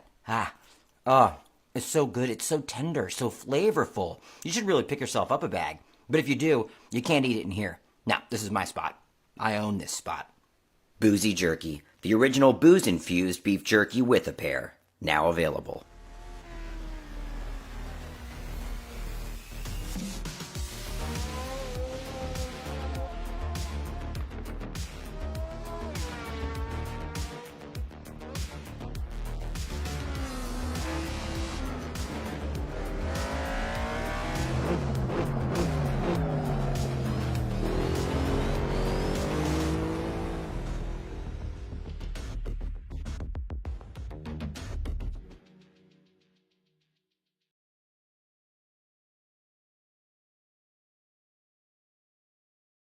Chevyland's hitting the ground running this new year with the Silverado Sell-Off. Receive up to $9,000 off MSRP from your Silverado headquarters on select new 2026 Chevy Silverado 1500s. Shop the area's best Silverado inventory. Over 120 Silverado models to choose from. But hurry in soon, because the Silverado Sell-Off won't last long. Start the new year in high gear at the Silverado Sell-Off. Happening now at Chevyland, your Silverado headquarters. Racing isn't easy, but experiencing it is. iRacing puts you in the driver's seat with the industry's leading sim racing game. Drive on laser scan replicas of the greatest racing circuits from around the world. Go head to head against other drivers chosen by skill-based matchmaking to ensure competitive racing at every level. Compete across all your favorite series. In officially licensed cars, engineered to deliver the most accurate driving experience possible.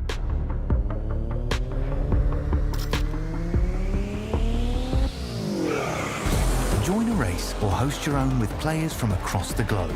Race against the computer or in a league with friends. Feel the thrill behind the wheel. Visit iRacing.com.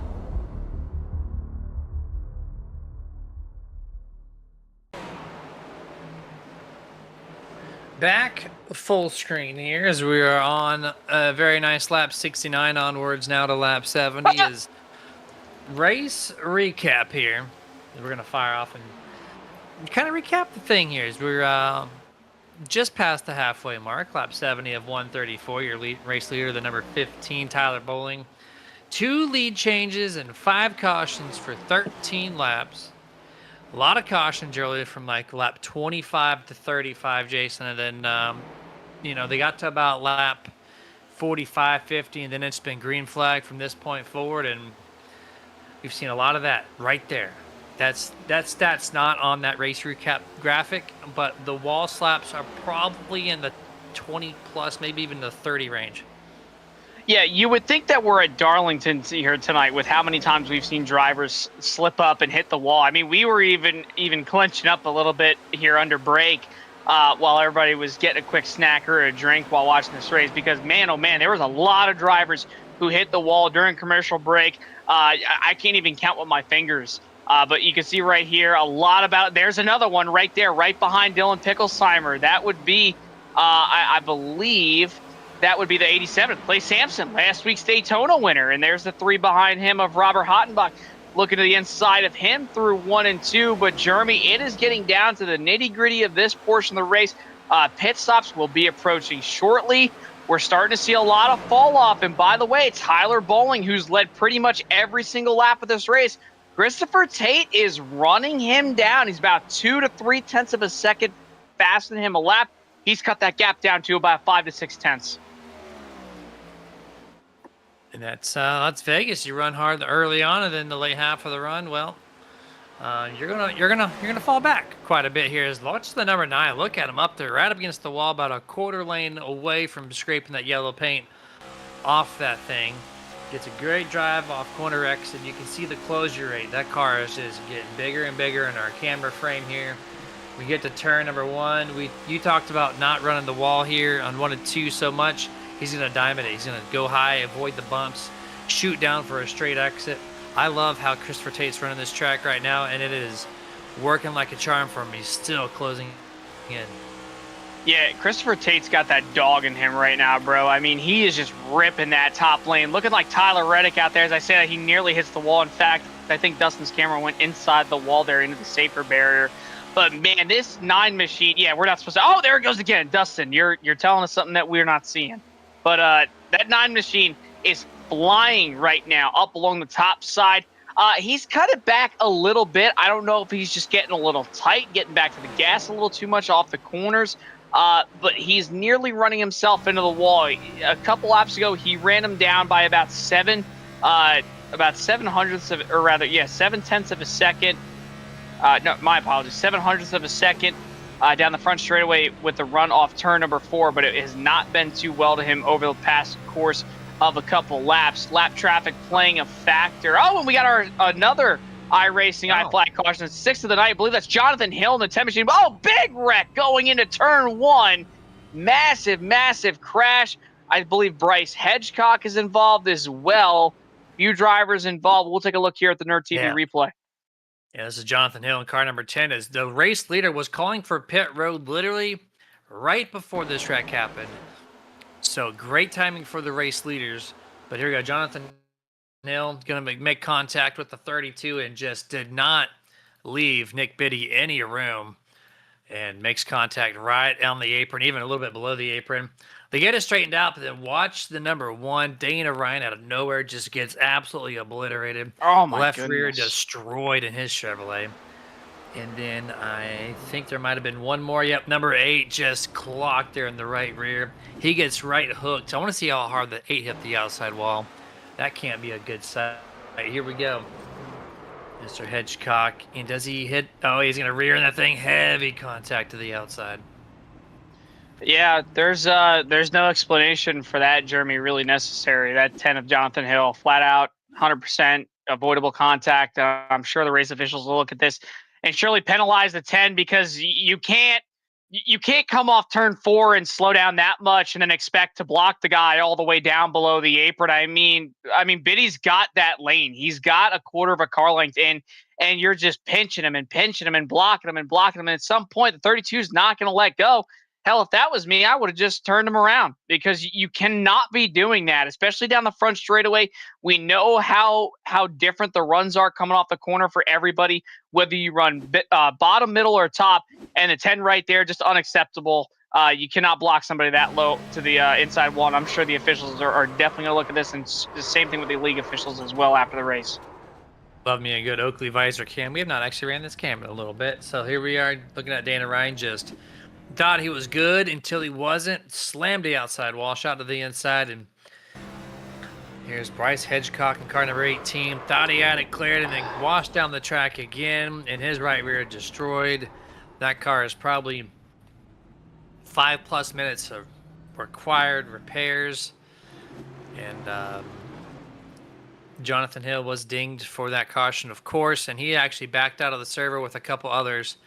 So Hill will not be serving that penalty due to him and out of the race. So Jason, that's gonna set things up here. The long run is going good for this number 9 car. The 15, he was the race leader. Not anymore. He's going to be slotted back in 3rd place. So not the best pit stop for the 15 underneath this caution cycle. Yeah, maybe Dustin could try to get us a replay of the pit road cycle there. I know we were too busy looking at the replay, but we'll take a look and see if we can get y'all a replay of the pit cycle there coming down under yellow. But that's a big deal. Tyler Bowling has led this race all night long. The fact that Christopher Tate, the guy who's been running him down, is now going to be the race leader. How is this 15 going to handle in traffic? Everybody is going to be on the same set of tires besides the number 69 of Chris Cash, with 38 lap 38 is when he pitted. Everybody else lap 77. Chris will be lining up in the 17th spot there in the 69 machine. Jeremy, put everybody under a blanket here, because it's really anybody's race, but let's take a look at the replay. Down pit road, everybody looks to have a clean stop, but the 15 of Bowling just looks like he, I guess, is just slow. We're taking a look. I know we're going green here shortly. 4 tire stop clearly like True. everybody else. And here we go. that You see virtual the 4 crew. tires. Yeah, I think I it don't think just they took were a little that bit fast. longer to get to the right. Yeah. Oh, he Kind of spun the odd. tires big time. Spun the tires big time coming out of the box, and that happens there on that first pit stall. That's the thing. A lot of guys here at Vegas will choose to not run that first pit stall purely because it just does not have any grip. Exactly. Greasy is what Dustin says in our ear. And that's pretty much how much this racetrack has been all night long, greasy. And it was very greasy for that 15 coming out of the pits there. Pace car about to dip down. I see Weezer8 on YouTube shouting out multiple times. He had a tornado warning. He's good and clear now. Now he's rooting the number 8, Braxton DeWeese, back on here as we go back to green flag action. Christopher Tate, great launch. Clears the field, 3, 4, 5 car lengths. Even before turn number 1, we're 3 wide for 7th, 8th, and 9th. Right in the back here is the 56. Blake tries to run that third. Groove dips right back down to the second. No, the 42 is going to have a little bit of a pinch moment here. Back straightaway, cars are shuffling left and right. They remain 3 wide, almost left rear contact. Close, but nothing. Thankfully, the 104 is going to get swapped. It's going to get tight. Oh, man. Saves it. What a save there for the 42. Pinches the 104 of Mazzarelli right up into the wall nearly. And there comes the 30. Michael Hyde to the inside. They're going to pass this 104 machine. Everybody's slicing and dicing their way up through this field. 54 laps to go, Jeremy. I believe everybody should be good on fuel. If there's another caution, though, you could best bet your bottom dollar everybody's going to come down to pit road. But Christopher Tate loving what he's seeing back on behind him. He's got a 7/10 of a second gap on this field right now. 22 live on YouTube, 5 live on Twitch. So thank you guys for continuing to keep those numbers up here. A little bit past the halfway mark in this race. We are approaching 50 laps to go in the next 2.5 laps of this second race of 17 of the 2026 season, as Braxton's dad Chris is Weezer8 on YouTube, so appreciate that. We got some smoke on the front straightaway through the grass. We got one super slow, no caution because he's outside the racing surface. One of the yellow cars, Bryce Hedgecock, and car number 18, Bojangles Camry, eating some grass there. Not sure what happened to him. Yeah, probably got loose a little bit coming off turn 4 here. I can only imagine as we do the little Nerd TV rewind through the grass, and all by himself just gets loose. And I don't know if he thought he was doing 2018 All-Star Charlotte qualifying right there, but just comes right through the grass, loses it. Heads up, though, to Hedgecock for not being able to come up through the field, goes through the grass, knows everybody's coming, doesn't stop on the racetrack, doesn't come up. Nothing like that. Shout out to the 18 machine and that Bojangles machine for keeping it off the outside wall. As we continue to push onward here, 50 laps remaining here. As your race leader, actually your top 5 is going to be Christopher Tate, Tyler Bowling. Now Blake Tradwick takes over P3. Brock Whitehead in 4th, and Lucas Whitehead is your top 5. Is we're going to cycle through some of the teams. We haven't had any of the graphics up for the team. So let's start with your race leader. And let's just kind of truck to the field here a little bit. Just give you a little team-to-team update. The team none is what it's displaying here on our screen. Christopher Tate, single car operations. So that's it. I love the single car operations. I want that graphic back. But Christopher Tate, P1, Carson Hodge, 33rd. That's your 2 single car teams, it looks like. And then we're going to go back to P number 2, Tyler Bowling. Let's see what him and his team up there is from Intentional Wreck. He's going to be 2nd. 19th for Kaufman. 20th for Nate Lesko. Bryce Hedgecock in 29th and Finley 35th. So Tyler Bowling holding the torch for this team. Let's do one more. Let's slide back to 3rd, Blake Tradwick. And there's the other single car operation. So we got a lot of them filing in here. So 3rd, 8th for Marcelli. You got CJ Gates in 13th, Mayberry 21st. These are all single car operations. If they could just group up and make their own team at this point. They got lots of them out here. Baker in 27th, Javier Zavada in 28th. Bell 36th, Good Pastor 37th, and Joe David 38th. So a lot of single car operations. Pick up a team, and here we go. Here's one more. Whitehead Racing. Brock Whitehead 5th, Bill Hagan 19th, Charles Whitehead 23rd, and Dana Ryan 31st. Yeah, so many different drivers. Here's Smoky Mountain Motorsports.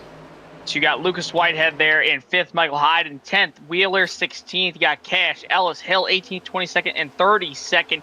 So they're pretty much everywhere throughout the field. You got guys in the front of the field, you got guys mid-pack, and guys all the way towards the back of the pack. Jonathan Hill obviously causing that last caution. He is done for the night. Here's the Biddy Racing family. You have Nick Biddy in 6th, Brandon Biddy in 13th, and Natasha Duane there in 25th. Natasha had a good, strong Daytona Speed Weeks earlier on last week. I saw here's Braxton Weiss Racing. Braxton himself carrying the flagship for that team. I mean, his name is up on the billboard. Oh, we got our another iRacing iFlag caution here on the evening. I believe that would be for the 5, possibly, of Bill Hagan. Looks like he's dropping through the leaderboard. And yes, it is the 5, the guy who won first duel just a couple weeks ago, causing another yellow here tonight. I heard number 5, Bill Hagan, said that wreck was not on him. And we're going to see. Does that hold I don't know true? about that. We're going to leave this up to the jury. It was a 3 wide moment. There was 2 wide until they got the corner entry. Now, this is where differences of opinion can happen depending on what kind of motorsports you're involved in. If you're like a pure stock car racer, if there's a space, you take it, it's yours. If you're a road racer and you don't have the fender in quarter entry, you back it up and you give the car ahead the complete lane. And so this is one of those moments where the 29 drives it in late. He sees the gap. He takes it like any stock car racer would. And then Bill Hagan did not quite see that gap closing that quickly, try to take it. And that's going to bring out yet another caution. Yeah, let's take a look at the replay one more time. I want to see if we can get one, because that 5 machine of Bill Hagan, I thought that initial replay, it looked like he came down. But who's to say it wasn't really his fault? It looked like he was running his line thinking, oh, surely the number 29 is not going to dive it in on me. But let's take a look here as Dustin gets it lined up for us a little bit earlier. Here's the 29 machine down to the inside of him, kind of sends it in. I don't know, man. It's tough to call. I think the 5 comes down, but I also think the 29 kind of tries to send it in just to make sure he gets a nose. In my opinion, I'd say you lean about 5% more of the blame on the 5 machine. But other than that, I think it's a racing incident. I don't see no harm, no foul. You got 2 guys going for the same piece of real estate. You got Hayden trying to come down, but the 29 also trying to fill the hole to make sure he can get at least possibly a couple spots coming off turn 4. No harm, no foul. Racing incident at the end of the day. And race control happens to agree with that. Racing deal labeled, nobody going to the back of the field for the incident happening just a couple laps prior. As we got about a lap or so before green, we're going to do a quick picture-in-picture commercial break for the final time tonight until we get to the green flag, and then we'll stay live the whole time. So we'll be right back.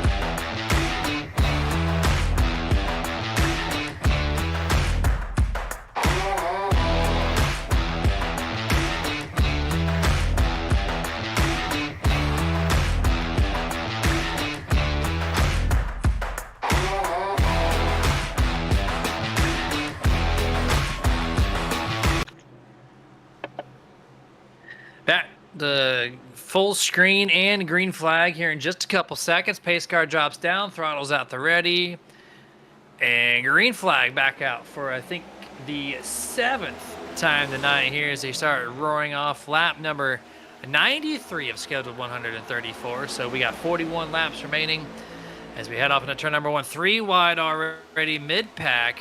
This should be fun. Whitehead was in the middle of that car, number 40. He then singles files out. 3 wide right behind him. The 42 almost makes contact with the 3 down the back straightaway. Robert almost got hooked in the left rear there. Thankfully, no harm, no foul. There's still 3 wide up the field. The 104 splitting the gap mid-pack. That's going to be Christian. Still remains 3 wide. 99 to the inside, giving tons of room. You got the 65 of Mitch Diamond on the outside. As now Blake goes 3 wide. 4 wide right ahead. 3, 4 wide all throughout this field. Here comes the 12 of Dylan Picklesheimer ripping it around the outside lane. Christopher Tate has retaken his crown up at the top of the pylon with Tyler Bowling right on behind him. They work through 3 and 4. Other drivers sliding up. Strategies all throughout. We got more cars in the wall. That would be the number 69 of Chris Cash, one of the drivers who was involved in an earlier incident. Like most of these other drivers, 3 wide behind them as well. That's the 32 machine, along with the 65 and other drivers. Christopher Tate trying to run away with this win now, coming to 39 laps to go. Still 3 wide here. Las Vegas puts on a hell of a performance. Doesn't matter which car you throw at it. This track is just meant for racing. Oh, the door-to-door contact. We got the 69-32 there on lap number 96. Oh! Hang on, boys! Slaps the wall, goes to number 30 of Michael Hayden.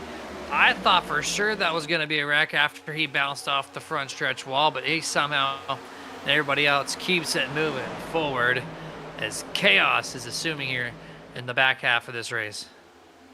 I don't know if the 30 machine of Michael Hayden took anything on pit road, because he is dropping like a rock in that 30 machine. Started on the front row of the restart. He is all the way back, dang near outside the top 20. He has reached the 18th spot. I want to see if we can take a look at the pit report here and see what possibly Michael Hayden took on that pit stop. Not sure what he did, but it had to have been either a 2-tire call, a fuel only, one or the other. He might be out of tires. That is the possibility, because remember, Jeremy, coming into tonight, these guys only had 4 extra sets of tires laying back behind the wall.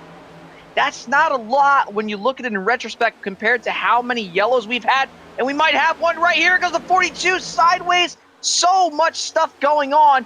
And there you go, right there. Oh, they're 4 wide. And he did take fuel only. It's so hard for us to talk about. So many battles going throughout this entire field. We're 3, 4, almost 5 wide here in the closing laps at Vegas.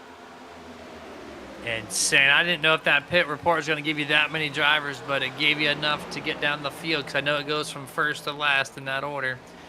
But man, oh man, 4 wide, almost 10 laps into a restart is absolutely bonkers. And now they've got it back to 2 wide. Dustin Longston working the magic still behind the screens. Not enough credit given to that man, as they're almost 3 wide again, just ahead. 2 wide off corner exit. Do they want to go 3 wide? Not. Doesn't have enough momentum this time to make that happen. Smoke on the front straightaway. I think that's down on pit road though. No harm, no foul. As the front half of the field is not this. It's very spaced out, but 3 wide again for the car number 42. And Jason, they just, this pack, this race is not letting us down. A lot of cautions, but a lot of action to make up for it. Yeah, and Gates, Diamond, Biddy, all side by side, door handle to door handle. The 42 of Gates able to clear Biddy in the number 2 machine. They work back into 1. Another 3 wide battle starting to formulate right back behind the 2. That's the 3 of Robert Hottenbach starting to close in along with other drivers. Not seeing this a lot up at the front of the field. It's become single file, but all throughout the back half of the field, everybody is inside, outside, and all the way up against the billboards there as they rip through 4. Oh, hard hits from the 2 machine of Brandon Biddy, along with the 3 of Robert Hottenbach, I believe. They had slammed the wall coming off 4, and the 2 has a problem. He's way up in the wall, Jeremy. Yeah, he hit that wall way too hard to recover. He's got to have something broke. Brandon Biddy in a lot of trouble here, late in the going. There should not be a green flag pit stop, so if they remain green, he's just going to have to ride this thing out and just hope for the best. And he loses another spot there. This time to Natasha. Now we got Bill Hagan. He's approaching rather quickly here as they got Robert Hottenbach. He's dropping back. Oh, he bounces off the wall in front of the 2. They go 2 wide, almost 3 into turn 1. As Bill backs it down here, decides not to go 3 wide. Then Robert almost makes contact with him on corner exit 3 wide. Brandon up the middle. Gonna drop back and allow Bill to go 2-for-1 special here. And it's a 29 rather. He bounced off the wall too. Just so many cars. I think that's about 50 plus outside wall contacts just by just driving. There's so many guys hitting the wall every which way and direction. That's the 2 machine now falling back towards the back half of this field more. That's Brandon Biddy. Other drivers, you see Charles Whitehead in the 40 machine as well. It is a cluster back here. It looks like a swarm of bees trying to chase somebody who had just wrecked their hive because they are ripping it in the 3 and 4 all around the racetrack. We work back up towards the front of the field here, up and towards the top 10. Right behind Picklesheimer, you have Massarelli, Nick Biddy in the 104 and 32 machine. They battle side by side going through turn 2. That's the 32 Biddy on the bottom, Massarelli up top. Nearly come together down the back straightaway as they head down the Nella super stretch and now into 3 and 4. Here comes the 32, going to pitch them a little bit higher. They make a little bit of contact, works them up the racetrack, nearly gets into the wall, and that opens up the door for Braxton DeWeese to try and capitalize. Boys, we might have beef here as they head down the front stretch. This race has been full of that, man.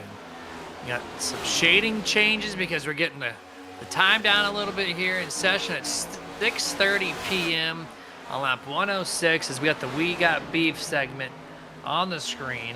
Looking at the 104 and 32 this time, and we're about to see the track lights kick on if they haven't done so already. We're approaching sunset. We will not see nightfall, but it is getting close as you see the sun dripping down here. No longer in the sky view. It's only behind the walls here at Las Vegas. I am all for a Vegas playoff night race again. I would love to see that. I love Vegas at night. I think what better race than to have one of your chase races. I keep saying playoff. We got to remember it's chase now. I would love to see a chase race back under the lights here at Vegas, considering the fact, I mean, it is Sin City, and who doesn't love Sin City without the lights turned on in the darkness? It looks absolutely amazing. Can't wait to go here someday myself. And the lights are starting to come on, obviously. Sun is setting, Jeremy. This track is going to get a little bit cooler. I want to see if we can take a look here at the weather for the time being, because now we have gone in about an hour and a half, almost 2 hours within the sim time. Temperature is going down a little bit. Track temperature is still relatively cool. We're used to seeing that temperature in the high 90s to the early hundreds, but so far 82 degrees. Not a lot of wind. This track is cool. There's not a ton of grip all over the place, Jeremy, so everybody's just trying to find every ounce of grip they can here with 26 laps to go. Yeah, they got the sun setting, which is going to drop that track temp a couple degrees, so you might see the grip pick up as this run kind of goes through. I know the tire wear is going to override that, but the cooler track temps might stabilize these cars a little better. As actually, let's take a look at the weather right now on the track and see what we compare it to. It was 76 in the skies, 90 degrees on track at the start of this event. And if we got that graphic, we'll show you there. 72 and 82. So track is 8 degrees cooler than what it was to start off this thing an hour and a half ago. Air temp down 4 degrees. That's because the sun's going down here on the horizon. So the winds have not changed. The sky conditions have not changed. It's just merely difference of temperature. And this might be, if we get one more restart in this thing is going to be so chaotic, Jason. But for right now, we should see the car grip levels start to just neutralize, feel a little more comfortable overall. Yeah, absolutely, no doubt about it.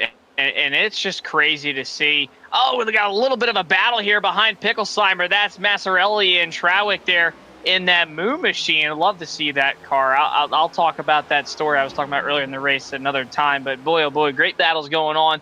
And the fact that Tyler Bowling is finally running down Christopher Tate, I didn't think anybody was going to have anything for Bowling at the beginning of this race. Seeing what it was going to be like, because I've called races with you, Jeremy. I know Dustin has produced races as well, where it's just been caution filled and one driver runs away with it. But it has not been like that. It's been between Tyler Bowling and Christopher Tate all night long. The second half of the race, it's been Tate. But Tyler, I think, noticed there a few laps ago, if you notice, when we finally jumped back to this battle for the lead, Bowling jumped up to the top of the racetrack, tried to search for grip, and now Tate has run back at the top of the outside to combat the 15 from running him down. But the 15 has gone right back to his bread and butter, which is running the inside lane. That 9 has jumped back to what is his bread and butter at the top of the racetrack. I think that these two are going to run away with it, and it's going to be a great battle here at the end of this race for everybody sticking around to watch. Yeah, the 15's found the line that Christopher Tate was running before. Remember when Christopher was running the outside wall? Now it's... Oh, caution! There we go. Caution. For, I think this would be the 8th time. 8th caution of the night on lap 114. I was going to say they roll reversed, and now Tyler was running the outside lane, but that's going to be scratched as the number 82, Brock Whitehead, looks to be involved in this one on the front straightaway. And whoa! All four wheels, Dukes of Hazzard style on the front straightaway here as he just got loose, maybe hit the outside wall. Actually, he might have even got pinched by the 30. We'll have to take a look at the Nerd TV replay. Watch Michael Hayden. There might be some contact or at least a push, arrow wash, something. Yeah, a little bit of an arrow wash, too close up. They both really close, but you know, when the 82 got so close to the 30, of course you lose the front grip, Jason, but you also lose your visibility of where the wall's at, so it's just a misjudgment overall. Can we get a nice pause on the Dukes of Hazzard moment? Jeremy, I love that me and you thought alike. You know, oh my goodness, that could have been terrible right there for the 82 machine. Glad it wasn't, but let's see right here. If Dustin could time it. Oh, Dustin's not that good, I guess. Boop, right there. All 4 tires off the ground. There we go. That reminds me a lot. We've seen this a lot over here at the times in Las Vegas, because a lot of these tracks, they have, obviously, they run the INX Legend cars here at Las Vegas like they do it at other, motorsports racetracks like Atlanta, like Charlotte, Vegas. So that anytime you try to come across that grass, you'll have this transition where you just come up and, oh my goodness, what a hit for the 3 of Hottenbach. Hard into the wall. That was one of those cars who hit. Yeah, this was under caution. He hit that number 82 machine, I believe it was, down off, right here. And you can see, and bam, kills that right front. Yeah, there it goes. Can we get one more? I didn't realize on the latest update, I don't know if you caught that, Jason, but the A-flap pillar that's new for this year is on these cars. I saw 82 when you was spinning, I saw it deploy, and I thought that was kind of cool to see. Didn't even think that was a part of the service. And I saw it deploy here. Watch the A-pillar on this thing. It's bright red on the inside once it comes up. You're not going to see it there because that's the hood flap as you got passing through traffic. Let's see if we can catch it here on the camera here. Watch them spin. Watch that left A-pillar. Watch that thing deploy. Whip. Yep, there it goes. Very cool. I didn't know that was on the service, but a little Easter egg there. Yeah. At least for myself. I noticed that a couple weeks ago when we were running the duels, when I saw some guys get sideways a couple times, saw that. But yeah, great to see. Obviously, NASCAR and iRacing working very close together. This is obviously NASCAR's premier sim. So they want the cars to be up to spec. They want them to be just like they are in real life. They utilize those A-pillars. They started using them, I believe it was at the Daytona summer race right before the playoffs last year. Lots of drivers complaining about cars getting up off the ground and stuff like that, and they started to use them, and it's definitely helped, I believe, no doubt about it. But again, it's so hard to keep cars on the ground. I know iRacing a little bit different at the super speedways. These cars are never going to take flight like the Truck Series does here on iRacing, but it is good to see. But in the meantime, we have a changing of the guard up at the front of this field. CJ Gates, last pitted at lap 90, taking a gamble, gonna stay out. This is going to be a big deal. Only took repairs at the last stop on lap 90. Everybody else on back. 2 tires, 4 tires. You have Nick Kaufman, Nick Biddy, the 2 Nicks, going to start second and third here on the restart. Then you find Austin Wheeler. He was able to jump in front of Christopher Tate and Tyler Bowling. Jeremy, this is going to be a battle, I think, between Christopher Tate and Tyler Bowling as to who can get past these first 5 cars, or rather 4 cars, the quickest here. Yeah, CJ is going to drop heavy in a hurry. We're going to see if he has any tire spin. Please watch out for that. Throttle down to the floor. Oh, no, the 95 has the tire spin. No! And for the 9th time this evening, caution on lap 117. They continue to slide through the infield as the domino effect through the entire field. I expected CJ to have the tire spin, but it's going to be the brand new cold tires of the 95. Nick Kaufman's going to just hook CJ Gates, and the whole field inverts. Some get collected through checkups, some sneak through. There was way more cars involved in this than what this camera's showing right now. Oh my goodness. And this is the thing about Vegas with this surface and this tire compound, and really any kind of car that you'll drive here at Vegas, this happens relatively easily. And it's part of it. I really thought the 42 was going to spin the tires. It's not. It's the 95. And look who gets involved. Your guys who have dominated all race long. The 15 machine involved. The 9's got some front end damage as well. I believe the 9 of Christopher Tate should be okay. But no doubt in my mind, Jeremy, that 15 of Tyler Bowling, that car is killed for the night. Yeah, I'm really curious on the 15, what kind of damage Tyler Bowling has to that tire. Because when he made that contact, it was right over the tire. You know how sensitive these toe links are on the Gen 7 cars. So that'd be something I would be looking out for. Is the 9 got a squared impact, but you see the right front fender of the 15 pushed in. So it looks like it's okay based on this camera angle. So I'd be curious if there's any toe issue. The 9's going to be fine. Christopher Tate, our fastest guy with the 15, he's okay. But that's tough, man, to be put outside the top 3 basically for the first time all night long, and to have a wreck happen right in front of you with nowhere to go. That's a bummer late in the going. Yeah, no doubt. I mean, to have the most dominant car of the night come down to that. And hey, I just want to say something real quick before I continue that thought. Look who's up there. He was involved earlier, but my pick before this race started, he's running P2, Braxton DeWeese. And that's without knowing anything coming in here. Didn't know how he was going to run, saw practice, saw qualifying. I looked at him, I was like, he was pretty good at Daytona. I think I'm going to choose him. So Braxton DeWeese running P2 after lots of incidents. I don't think there's one car out here tonight, Jeremy, that hasn't been involved in an incident besides maybe the 12 of Dylan Picklesheimer. And I'm not saying that because he's driving the 12, but I've been keeping an eye on him because he was so strong at Daytona. He's been up in the top 10 all night long. Very, very, very, very, very, and that is not over-exaggerated, very few cars have been involved in incidents here tonight. But if you're the 15 and the 9 machine, all you can think about is, man, what the hell? Like, we've been running so strong all night long. This race is ours to lock up. And now they're back there in 7th and 8th. You got the 15, he's got that right front damage. The 9 arguably has internal damage. He hit pretty square, like Dustin said in our ear, on the front bumper of the car in front of him. I think this race is going to come down to whoever has a good restart and whoever can get away from the field. Because remember, in this series, we don't have unlimited overtime attempts like they do in the normal Cup Series in real life. It is 3 attempts at a green-white checkered on any other racetrack besides a super speedway. So keep in mind that these guys, they don't want to wreck if they want to maximize points and they want opportunities to pass and pick up those points because of the chase format here. They're going to have to run under green.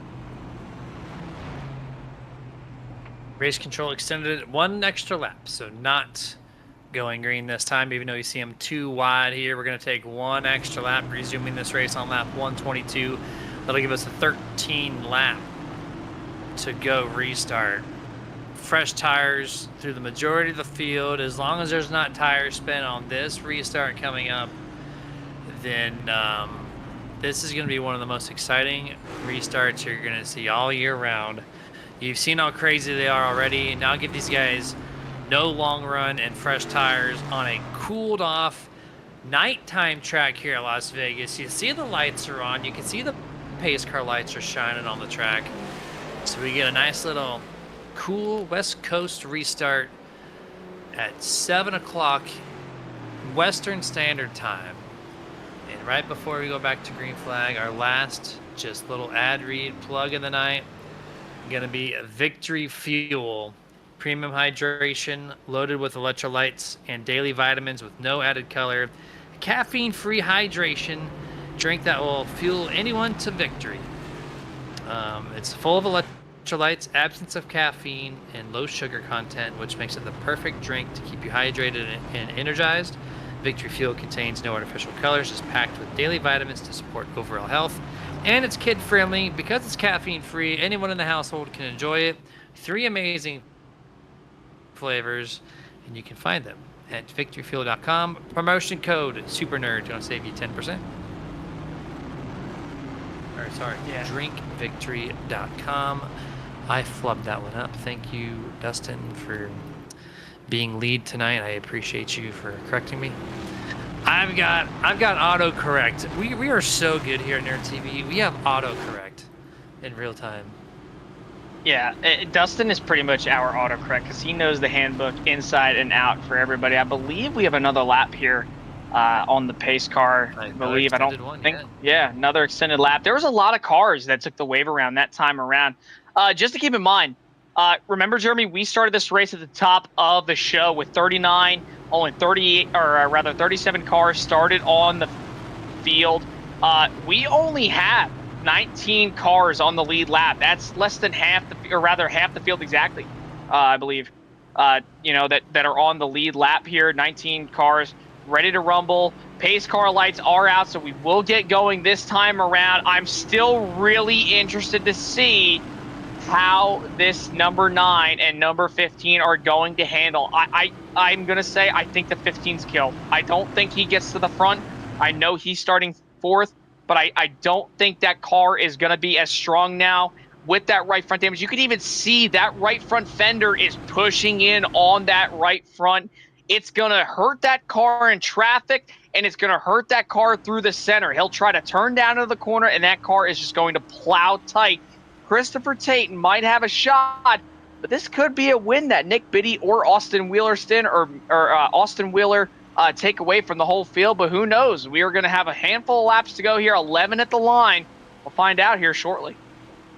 5 live on Twitch, still 25 live on YouTube. So once again, thank you guys for sticking around watching this whole event for race number 2 for the Smoky Mountain Sim Racing League here at Las Vegas. It is going to get crazy yet again here for our 10th start of the night. 3, 2, 1. Green flag is in the air. Great start by the 13. The 48 does not grab a gear. We're domino affecting 3 wide already. We might see some black flags slow. There's still 4 wide, maybe 5 wide indeed. It is 5 wide at Vegas. And that is the 48 of Austin Wheeler all the way from the front to the back. And now Nick Biddy takes the lead. He's going to be in a battle with Christopher Tate as they work down their way into turn number 3. Tate to the inside, Biddy to the outside. Tate's going to throw a slide job right in front of the 32. Does not clear, but Tate nearly put the 32 in the wall, and Biddy goes in there himself. Here comes the 32 the 33 of Lucas Whitehead to the bottom. And here comes Braxton DeWeese in the 8. Nearly makes contact with him as they work off 2. Still 3 wide mid-pack here. The top 4 hashing out. See who's going to be talking to us in the podium. And just 9.5 laps from now, 3 wide for 7th, 8th, 9th there. The 56 going to try to go up the middle of the 65. Contact to the outside wall. Multiple drivers into the wall. 1, the number 12. Oh, there's a wreck in the back. 10th caution in the air. Oh, it's going to be big. This is going to involve 6, 7 cars. The 42, the 16, the 45, 29. And we got more replays coming at you for the double-digit caution, number 10 of the evening. 45 caught some air right there off into the tri-oval, and boy, oh boy. And that all started coming off turn 4. The 12 machine of Dylan Picklesheimer stacked everybody up, hit the wall big time, and everybody was trying to avoid him. That car definitely has a toe link broken, no doubt about it. There's the 40 machine. Whitehead swipes right up in the 29 machine, and then everybody just piles in. Natalie Bedouin, she gets involved along with the 42, the 48, one of the guys who's on the front row of the restart there, Thompson, and there's the 45. Watch this hit coming up right here. Bam!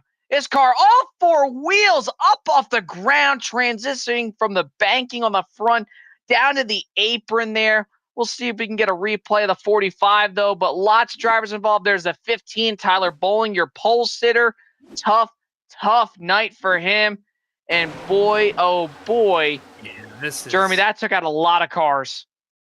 This, to me, it looks like David Maryberry, the 29, is getting tagged for this wreck, but oh my to goodness. Me, it's the number 40, Charles Whitehead. That was a heavy contact out of the 45 for sure, but okay, they're going to give it to the 40 car, actually. So watch the onboard from the 40. He goes low initially, but then he washes up so far up the track and takes the left rear from the 29. He just got blindsided. Watch the merge here from the 40. Charles Whitehead just out of nowhere. Watch him from the right-hand side of the screen.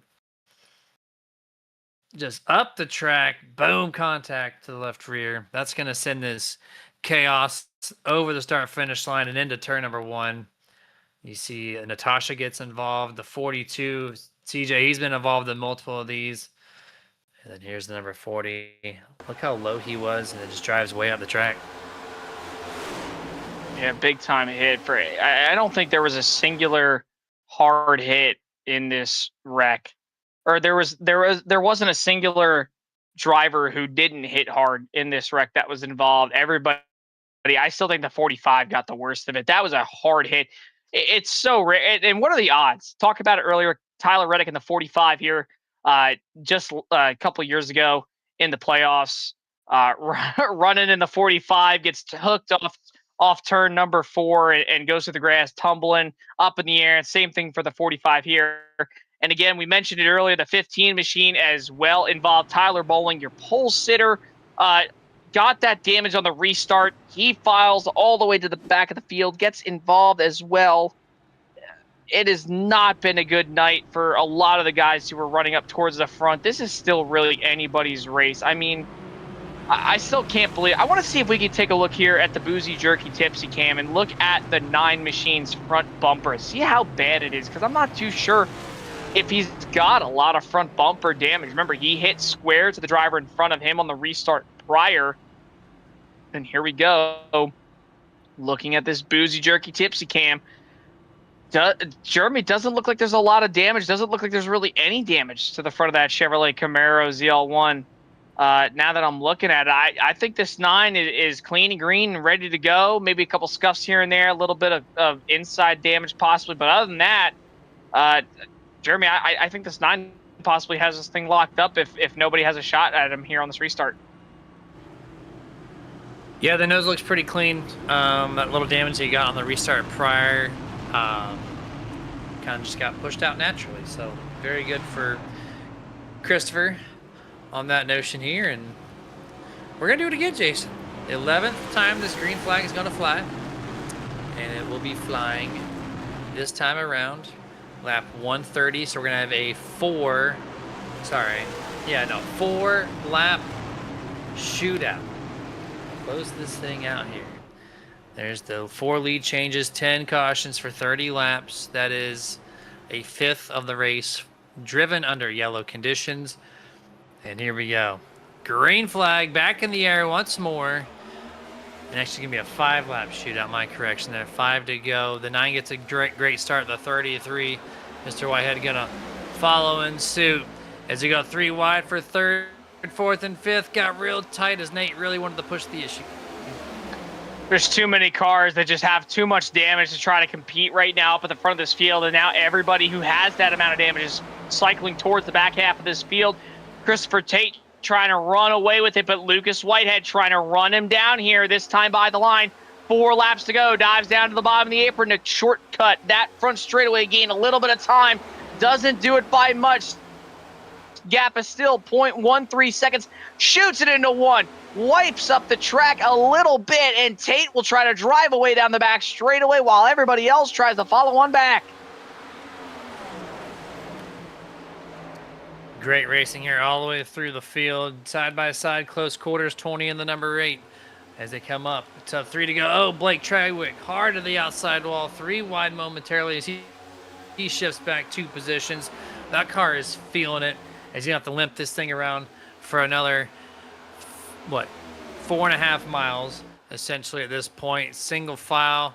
Goes for the first time, I think, the top 15. That's kind of weird. I expected it to be way more chaotic.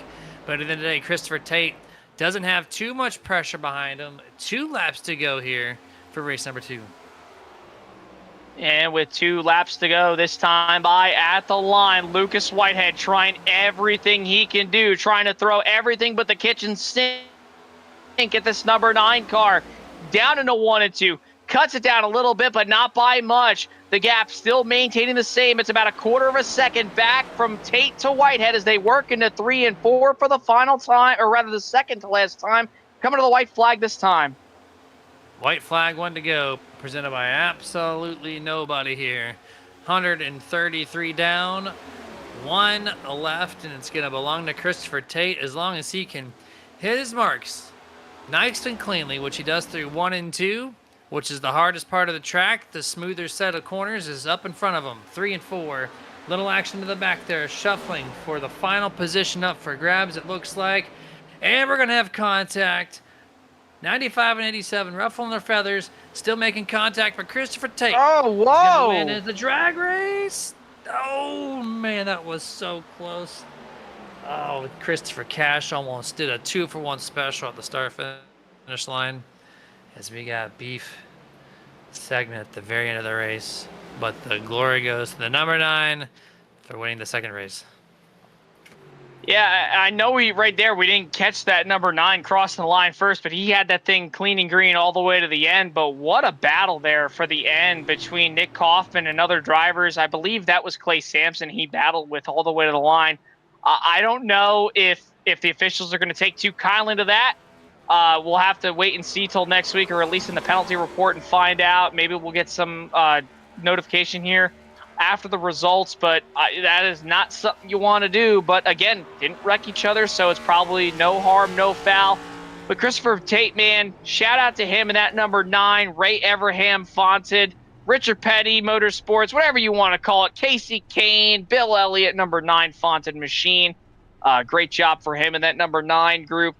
And, you know, we thought it was Tyler Bowling's race all night long, but Christopher Tate able to succumb from the, or rather to overcome all of that adversity and those late race restarts to take home the victory. And if I'm not mistaken, Christopher Tate did not catch the first race, so he is 1 for 1 for 2026 on the Smoky Mountain Sim Racing Series, as at least the top 2 there parked on the dice of the start-finish line here as we go over the unofficial results for race number 2 here of our 17-race season to open up the year. It's going to be Christopher Tate, Lucas Whitehead, and Nick Biddy going to be talking to us in the post-race. Braxton DeWeese and Nate Lesko going to round out the top 5, 6 through 10. Nick Kaufman in 6th, Clay Sampson in 7th, Christopher Cash in 8th, Stephen Harden, P9 after starting way back in 34th, and then Christian Massarelli going to be finishing in P10. And round out your top 20 of Bill Hagan, one of your dual winners from a couple weeks ago, coming home just shy of a top 10 there in 11th. Blake Trowick in 12th. Charles Whitehead in 13th.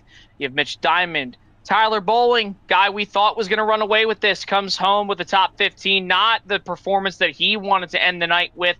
Comes home there. Dylan Picklesheimer as well there in 16th position after a strong performance inside the top 10 all night. Michael Hayden in 17th. Brandon Biddy, 18th. Natasha Bedouin able to come back for a top 20 finish in 19th. And Eddie Baker rounds out the top 20. 21st on back, he's going to be Austin Wheeler. 21st, 22nd, Javier Zabata. 23rd, Bryce Hedgecock. 24th, you'll find Dave Mayberry. 25th, CJ Gates. 26th place is Kevin Bullock. 27th, Robert Hottenbach. 28th is going to be Austin Thompson. 29th place, Brock Whitehead. Dana Ryan finishes out the top 30. 31st, Dylan Ellis. 32nd, Jonathan Hill. 33rd, Carson Hodge. 34th, Jeremiah Nelson. And you got Brandon Finley, Raymond Bell, Jeffrey Goodpaster, Tyler Curley, and Joe David completing the very large stacked field, 39 entries for race number 2. And I do believe we have our top 3 gathered up here. So we're going to go to Victory Fuel post-race show. And we're going to talk to the man in this car, number 32. Nick Biddy, this is Jeremy and Jason in the booth. You got a copy? Hey, Jeremy and Jason, I got you loud and clear. Hey, man, congrats on the P3 there. Very, very interactive race. A lot of action going on, a lot of shuffling. And, of course, we had 10 cautions to top that off there. You started outside the top 20. When you started this race in 21st, did you think you had a chance? Only if it would have had long green flag runs. That's the only chance I thought I had. And Nick, talk about obviously this race. I know we had a lot of yellows here tonight. You guys head into Dover next week, I believe. Talk about what you think that race very well could mean for this series. I mean, you guys had a lot of yellows tonight. Dover is no place to joke around. There's not a lot of room to race. Do you think that possibly the car count next week, if you guys get that 40 car field like you nearly did this week, could that affect the racing next week?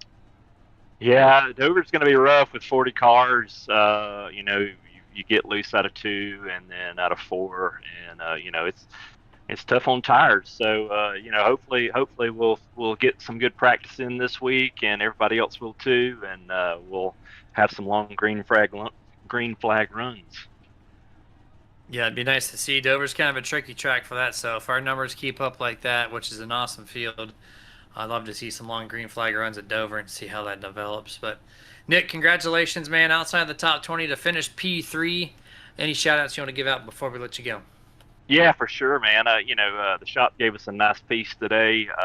Appreciate Joe and Addie Vandergrift letting us put their name on the car. Check out Nora Mills with those grits and the pancakes and all the fun stuff they have out there.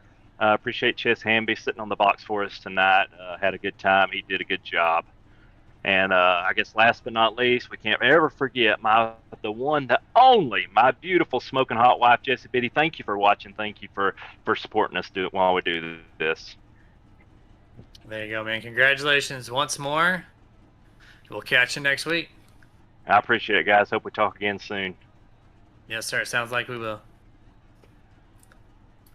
All right, that's Nick Biddy there for a second post-race interview of 2026 with us already. So, yeah, that's his closer right there, Dustin. Repeating his hot wife comment. Yeah, I mean that's you can't forget that ending line there. So, Lucas Whitehead on the NASCAR without him. It's not NASCAR without him. It's not NASCAR without him. Oh man. We got Lucas Whitehead in the booth here, driving the number 33, second place tonight. Lucas, what's going on, man? Not much. How are you guys doing? This race was very eventful. A lot of things to talk about. Kept us very busy up here in the booth. Producer was smashing the replay button tons of times with those 10 cautions. You started inside the top 10. Looks like your car ran pretty good. You just didn't get to the top 3 until late in the going. What gave you that last little edge to get second place? I believe it's just I saved a set of tires luckily and had a set there at the end of take and that last little run, and then I was just them restarts was kind of chaotic, and I just luckily got luck of the draw on which lane took off, and I was able to get up there in the top 2 there with Tate, and he took the outside, I had the inside, and both got good restarts and got away from everybody. And Lucas, congratulations on finishing second here tonight, man. Talk about the chaotic aspect of this race, because we had a lot of cautions. We just got done talking to Nick Biddy about what Dover possibly could hold for this series next week, depending on if you guys are able to obtain 40 cars like you guys nearly did this week. A lot of yellows. How were you able to balance that out and still be able to finish inside the top 5 after starting inside the top 10? Well, first off, we hope that everybody will take something from this and try to come in next week, maybe practice a little bit more if they need to, and keep it cleaner. And as far as I got collected early and in a wreck before that first stage, and was able to get damage fixed and pick my way back through the field, luckily without avoiding the wrecks. And I just got a lot of lucky breaks some nights. That's what you need, is just the ball to roll your way. Yeah, big 10-4 on that, man. Congrats again on P2 there. Great call to save that last set of tires and drive your way to second place through all the wrecks and whatnot that happened here tonight. Any shout-outs before we let you go?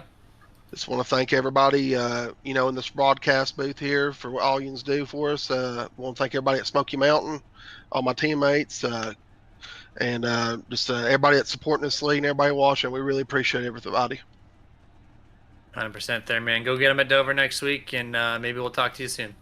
Will do. Sounds good. Take care. You too. That was Lucas Whitehead, driver of the 33, and now Christopher Tate, as we load up our Victory Field, Victory Lane. The driver of the number 9, no sponsor, might pick one up after this one, man. One of the fastest cars, if not the fastest on the track, and claimed victory tonight. Congratulations, sir. Appreciate it, man. Yeah, man, absolutely. One of the fastest in practice and fastest in qualifying, only P5. So really good times post all the way around. And then your race setup didn't disappoint either. Some good speed up there. I saw you kind of lane shifting, though. At one point, the 15, he was up there at first, Tyler Bowling, and then you ran to the outside of the track to try to catch him, which you did. Then a caution came out. Then Tyler got second. You took the lead. And then you went to the bottom. So was it just track changing conditions as the sun started to set, or what was the overall success for your car? I mean, it definitely had more grip as the night went on, whenever the track was cooling down. So, but whenever I was switching lanes, I was just trying to find more speed to catch up to Tyler, because, I mean, he had me covered if he was in front of me, just with all air blocking and all that stuff. So, once I got the lead, it was just a matter of, keeping the clean air and keeping everyone else in the dirty air. So that's kind of what I was doing, is just trying to run the bottom, let it go about halfway through the run, and then if I felt like it was faster up top, then I'd go up top and see what went from there. And Chris, congratulations, man, on your win tonight here from Las Vegas. Obviously, we saw that big stack up on that second to last restart. We both thought, I think, up here in the booth, that you kind of maybe possibly punched a hole in the nose, maybe got some internal damage. I know that these cars with the bodies, they're really, really strong.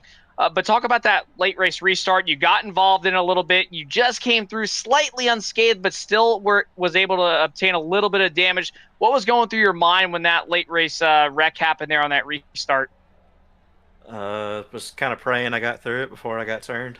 I was fully expecting to get right hooked, and it never happened. So I was happy to come out of that mostly unscathed. I hated to see everyone else get caught up in that. It's just, virtue of restart on one tires, which it almost happened to me earlier in the race too, whenever I spun and almost spun out. So it's just part of it. It happens. Glad I didn't get the bad end of it, and yeah, glad we came away with a win. Yeah, man, absolutely. Great job tonight. Class of the field there. Many shout-outs before we let you go. Yeah, Chris Cash, Lucas Whitehead, they're two of my good buddies. I appreciate them putting this whole league on. You guys for broadcasting. I'm sure y'all do an amazing job. I haven't had a chance to watch anything yet, so looking forward to watching that back, and probably a few others.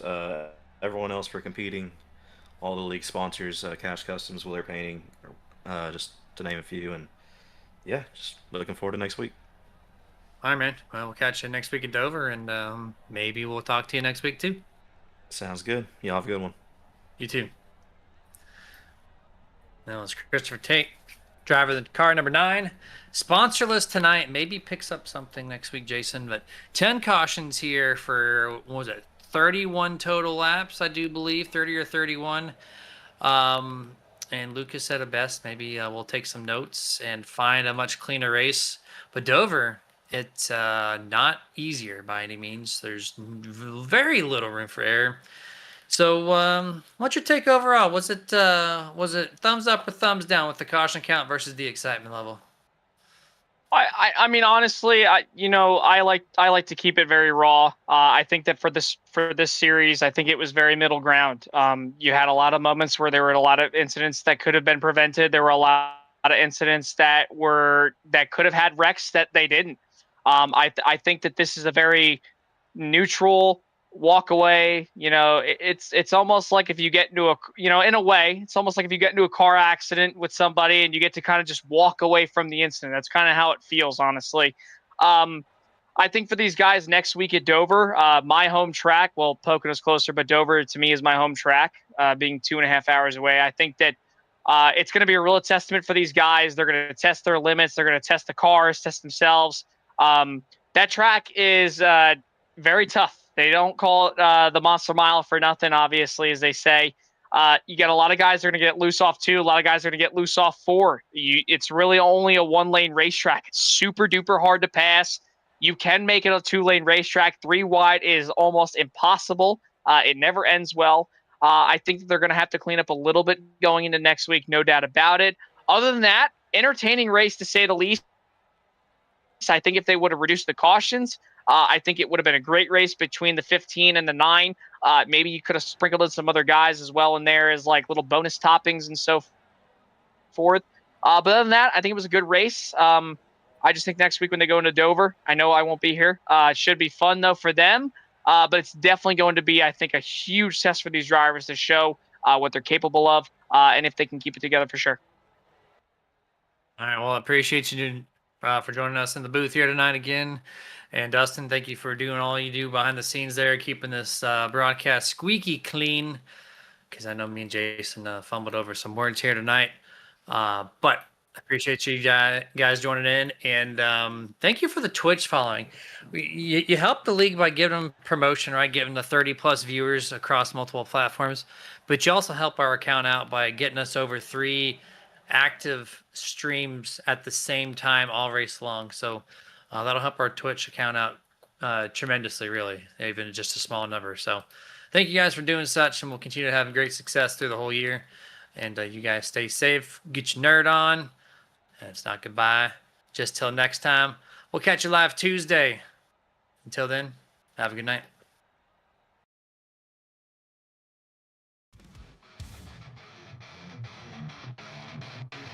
Touchscreen and louder to the lanes. Fuel burns in the glow of the pixel blaze. The rubber moves roll with a fist clenched tight. Your TV lights up the endless night. Fight to fight, we live to speed. No TV feeds our endless need. Heartbeats pounding, engines cry. Best broadcast under the virtual sky. Turn the wheel, feel the breakneck roll. Sim racers tearing through the thunder soul. Gear shifts crack like a lightning storm. Digital warriors breaking the norm. Turn the wheel, feel the breakneck roll. Sun rays tearing through the thunder soul. Gear shifts crack like a lightning storm. Digital warriors breaking the norm. Fight to fight, we live to speed. The TV feeds our endless need. Heartbeats pounding, engines cry. Best broadcast under the virtual sky. Through each hairpin, a battle unfolds. Victory forged in the fire of the bold. Neon dreams fuel the tracks we tear.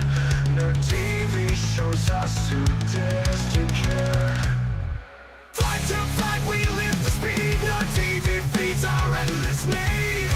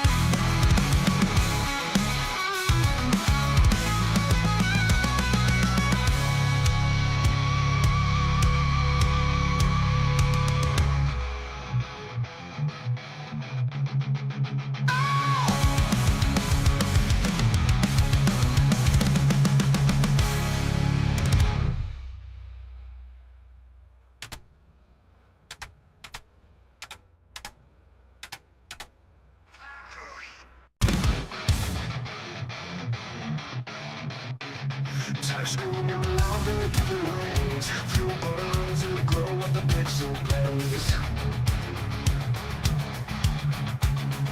The rubber moves roll with a fist clenched tight. Your TV lights up the endless night.